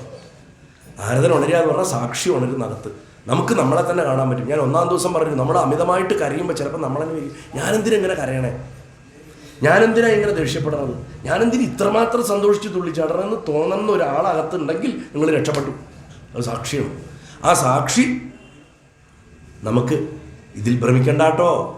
ഈ ദിവസവും കടന്നു പോകും. This also will pass. ഇതൊക്കെ പാസിംഗ് ക്ലൗഡാണ്. സന്തോഷമാണെങ്കിലും കടന്നു പോകും, ദുഃഖമാണെങ്കിലും കടന്നു പോകും, ഓരോന്നും കടന്നു പോകും. ഇതിൻ്റെ അകത്ത് മാറാതെ നിൽക്കുന്ന ഒരു വസ്തുവേ ഉള്ളൂ, അത് ഭഗവാൻ മാത്രമാണെന്നുള്ള ബോധം നമുക്ക് ഉണ്ടാക്കി തരും. ഈ വിധത്തിൽ ശ്രുതിഗീത വിസ്തരിച്ച് നമ്മളെ പഠിപ്പിക്കണം. ഇനി ശ്രുതിഗീതയെ കൊണ്ടുള്ള സാധനങ്ങളൊക്കെ അനവധിയുണ്ട്. അതൊക്കെ ഇനി ഏതെങ്കിലും ഒരു അവസരത്തിൽ എനിക്ക് പറയാൻ സാധിക്കുകയാണെങ്കിൽ തീർച്ചയായിട്ടും പറഞ്ഞുതരാം. അതല്ല, മറ്റ് ഭാഗങ്ങളിൽ നിന്നൊക്കെ നിങ്ങൾക്ക് മറ്റ് സ്രോതസ്സുകളിൽ നിന്ന് കിട്ടാനുള്ള അവസരം ഗുരുവായൂരപ്പൻ ഉണ്ടാക്കി തരട്ടെ എന്ന് പ്രാർത്ഥിക്കുന്നു. ഇതൊന്നും കഥയല്ലല്ലോ, ഞങ്ങൾക്ക് കഥ കേൾക്കാൻ മാത്രമേ ഇഷ്ടമുള്ളൂ എന്ന് എൻ്റെ അടുത്ത് ചിലർ പറയാറുണ്ട്. ഞാൻ പറയും, കഥ മാത്രം പറഞ്ഞുകൊണ്ടിരുന്നാൽ നമ്മളൊക്കെ കഥയില്ലാത്തവരാവും. കഥയ്ക്ക് കാമ്പുണ്ടാവണം. കാമ്പറിഞ്ഞാലേ കാര്യമുള്ളൂ. നമ്മൾ കുട്ടികളാകുമ്പോൾ തൊട്ട് ഇതിൻ്റെ മോറൽ എന്താണെന്നാണ് ചോദിക്കുക അല്ലേ? ആ മോറൽ എന്താണെന്ന് മനസ്സിലാവണം. അത് മനസ്സിലായില്ല എന്നുണ്ടെങ്കിൽ ഈ കഴിഞ്ഞ ഇന്നിപ്പോൾ അവസാന ദിവസമാണ്, 7-ാം ദിവസമാണ്. ഈ 7-ാം ദിവസം പ്രത്യേകിച്ചും കൂടുതൽ ശ്രദ്ധ വേണം. കഴിഞ്ഞ ദിവസങ്ങളിലൊന്നും സാധാരണ കഥ പറയുമ്പോൾ ആരും തത്വം പറയാറില്ല. പക്ഷേ 7-ാം ദിവസം എന്തായാലും തത്വം വരും. പക്ഷേ ഈ തത്വങ്ങളൊക്കെ നന്നായിട്ട് ദഹിക്കണമെങ്കിൽ കഴിഞ്ഞ ദിവസം നമ്മൾ കഴിച്ച് നമ്മുടെ ദഹനശേഷിയെ കറക്റ്റാക്കിയിട്ടുണ്ടാവണം. അങ്ങനെയാണെങ്കിൽ ഇന്നത്തത് ദഹിക്കുമെന്ന് പറഞ്ഞുകൊണ്ട് പോയിട്ട് നല്ലോണം വയറ് നിറച്ച് ബ്രേക്ക്ഫാസ്റ്റ് കഴിക്കുക. നാരായണാഖില ഗുരു ഭഗവൻ നമസ്തേ. ഗുരുവായൂരപ്പ സർവേശ്വര നാരായണ നാരായണ നാരായണ. സ്വാമി ശരണമയ്യപ്പ.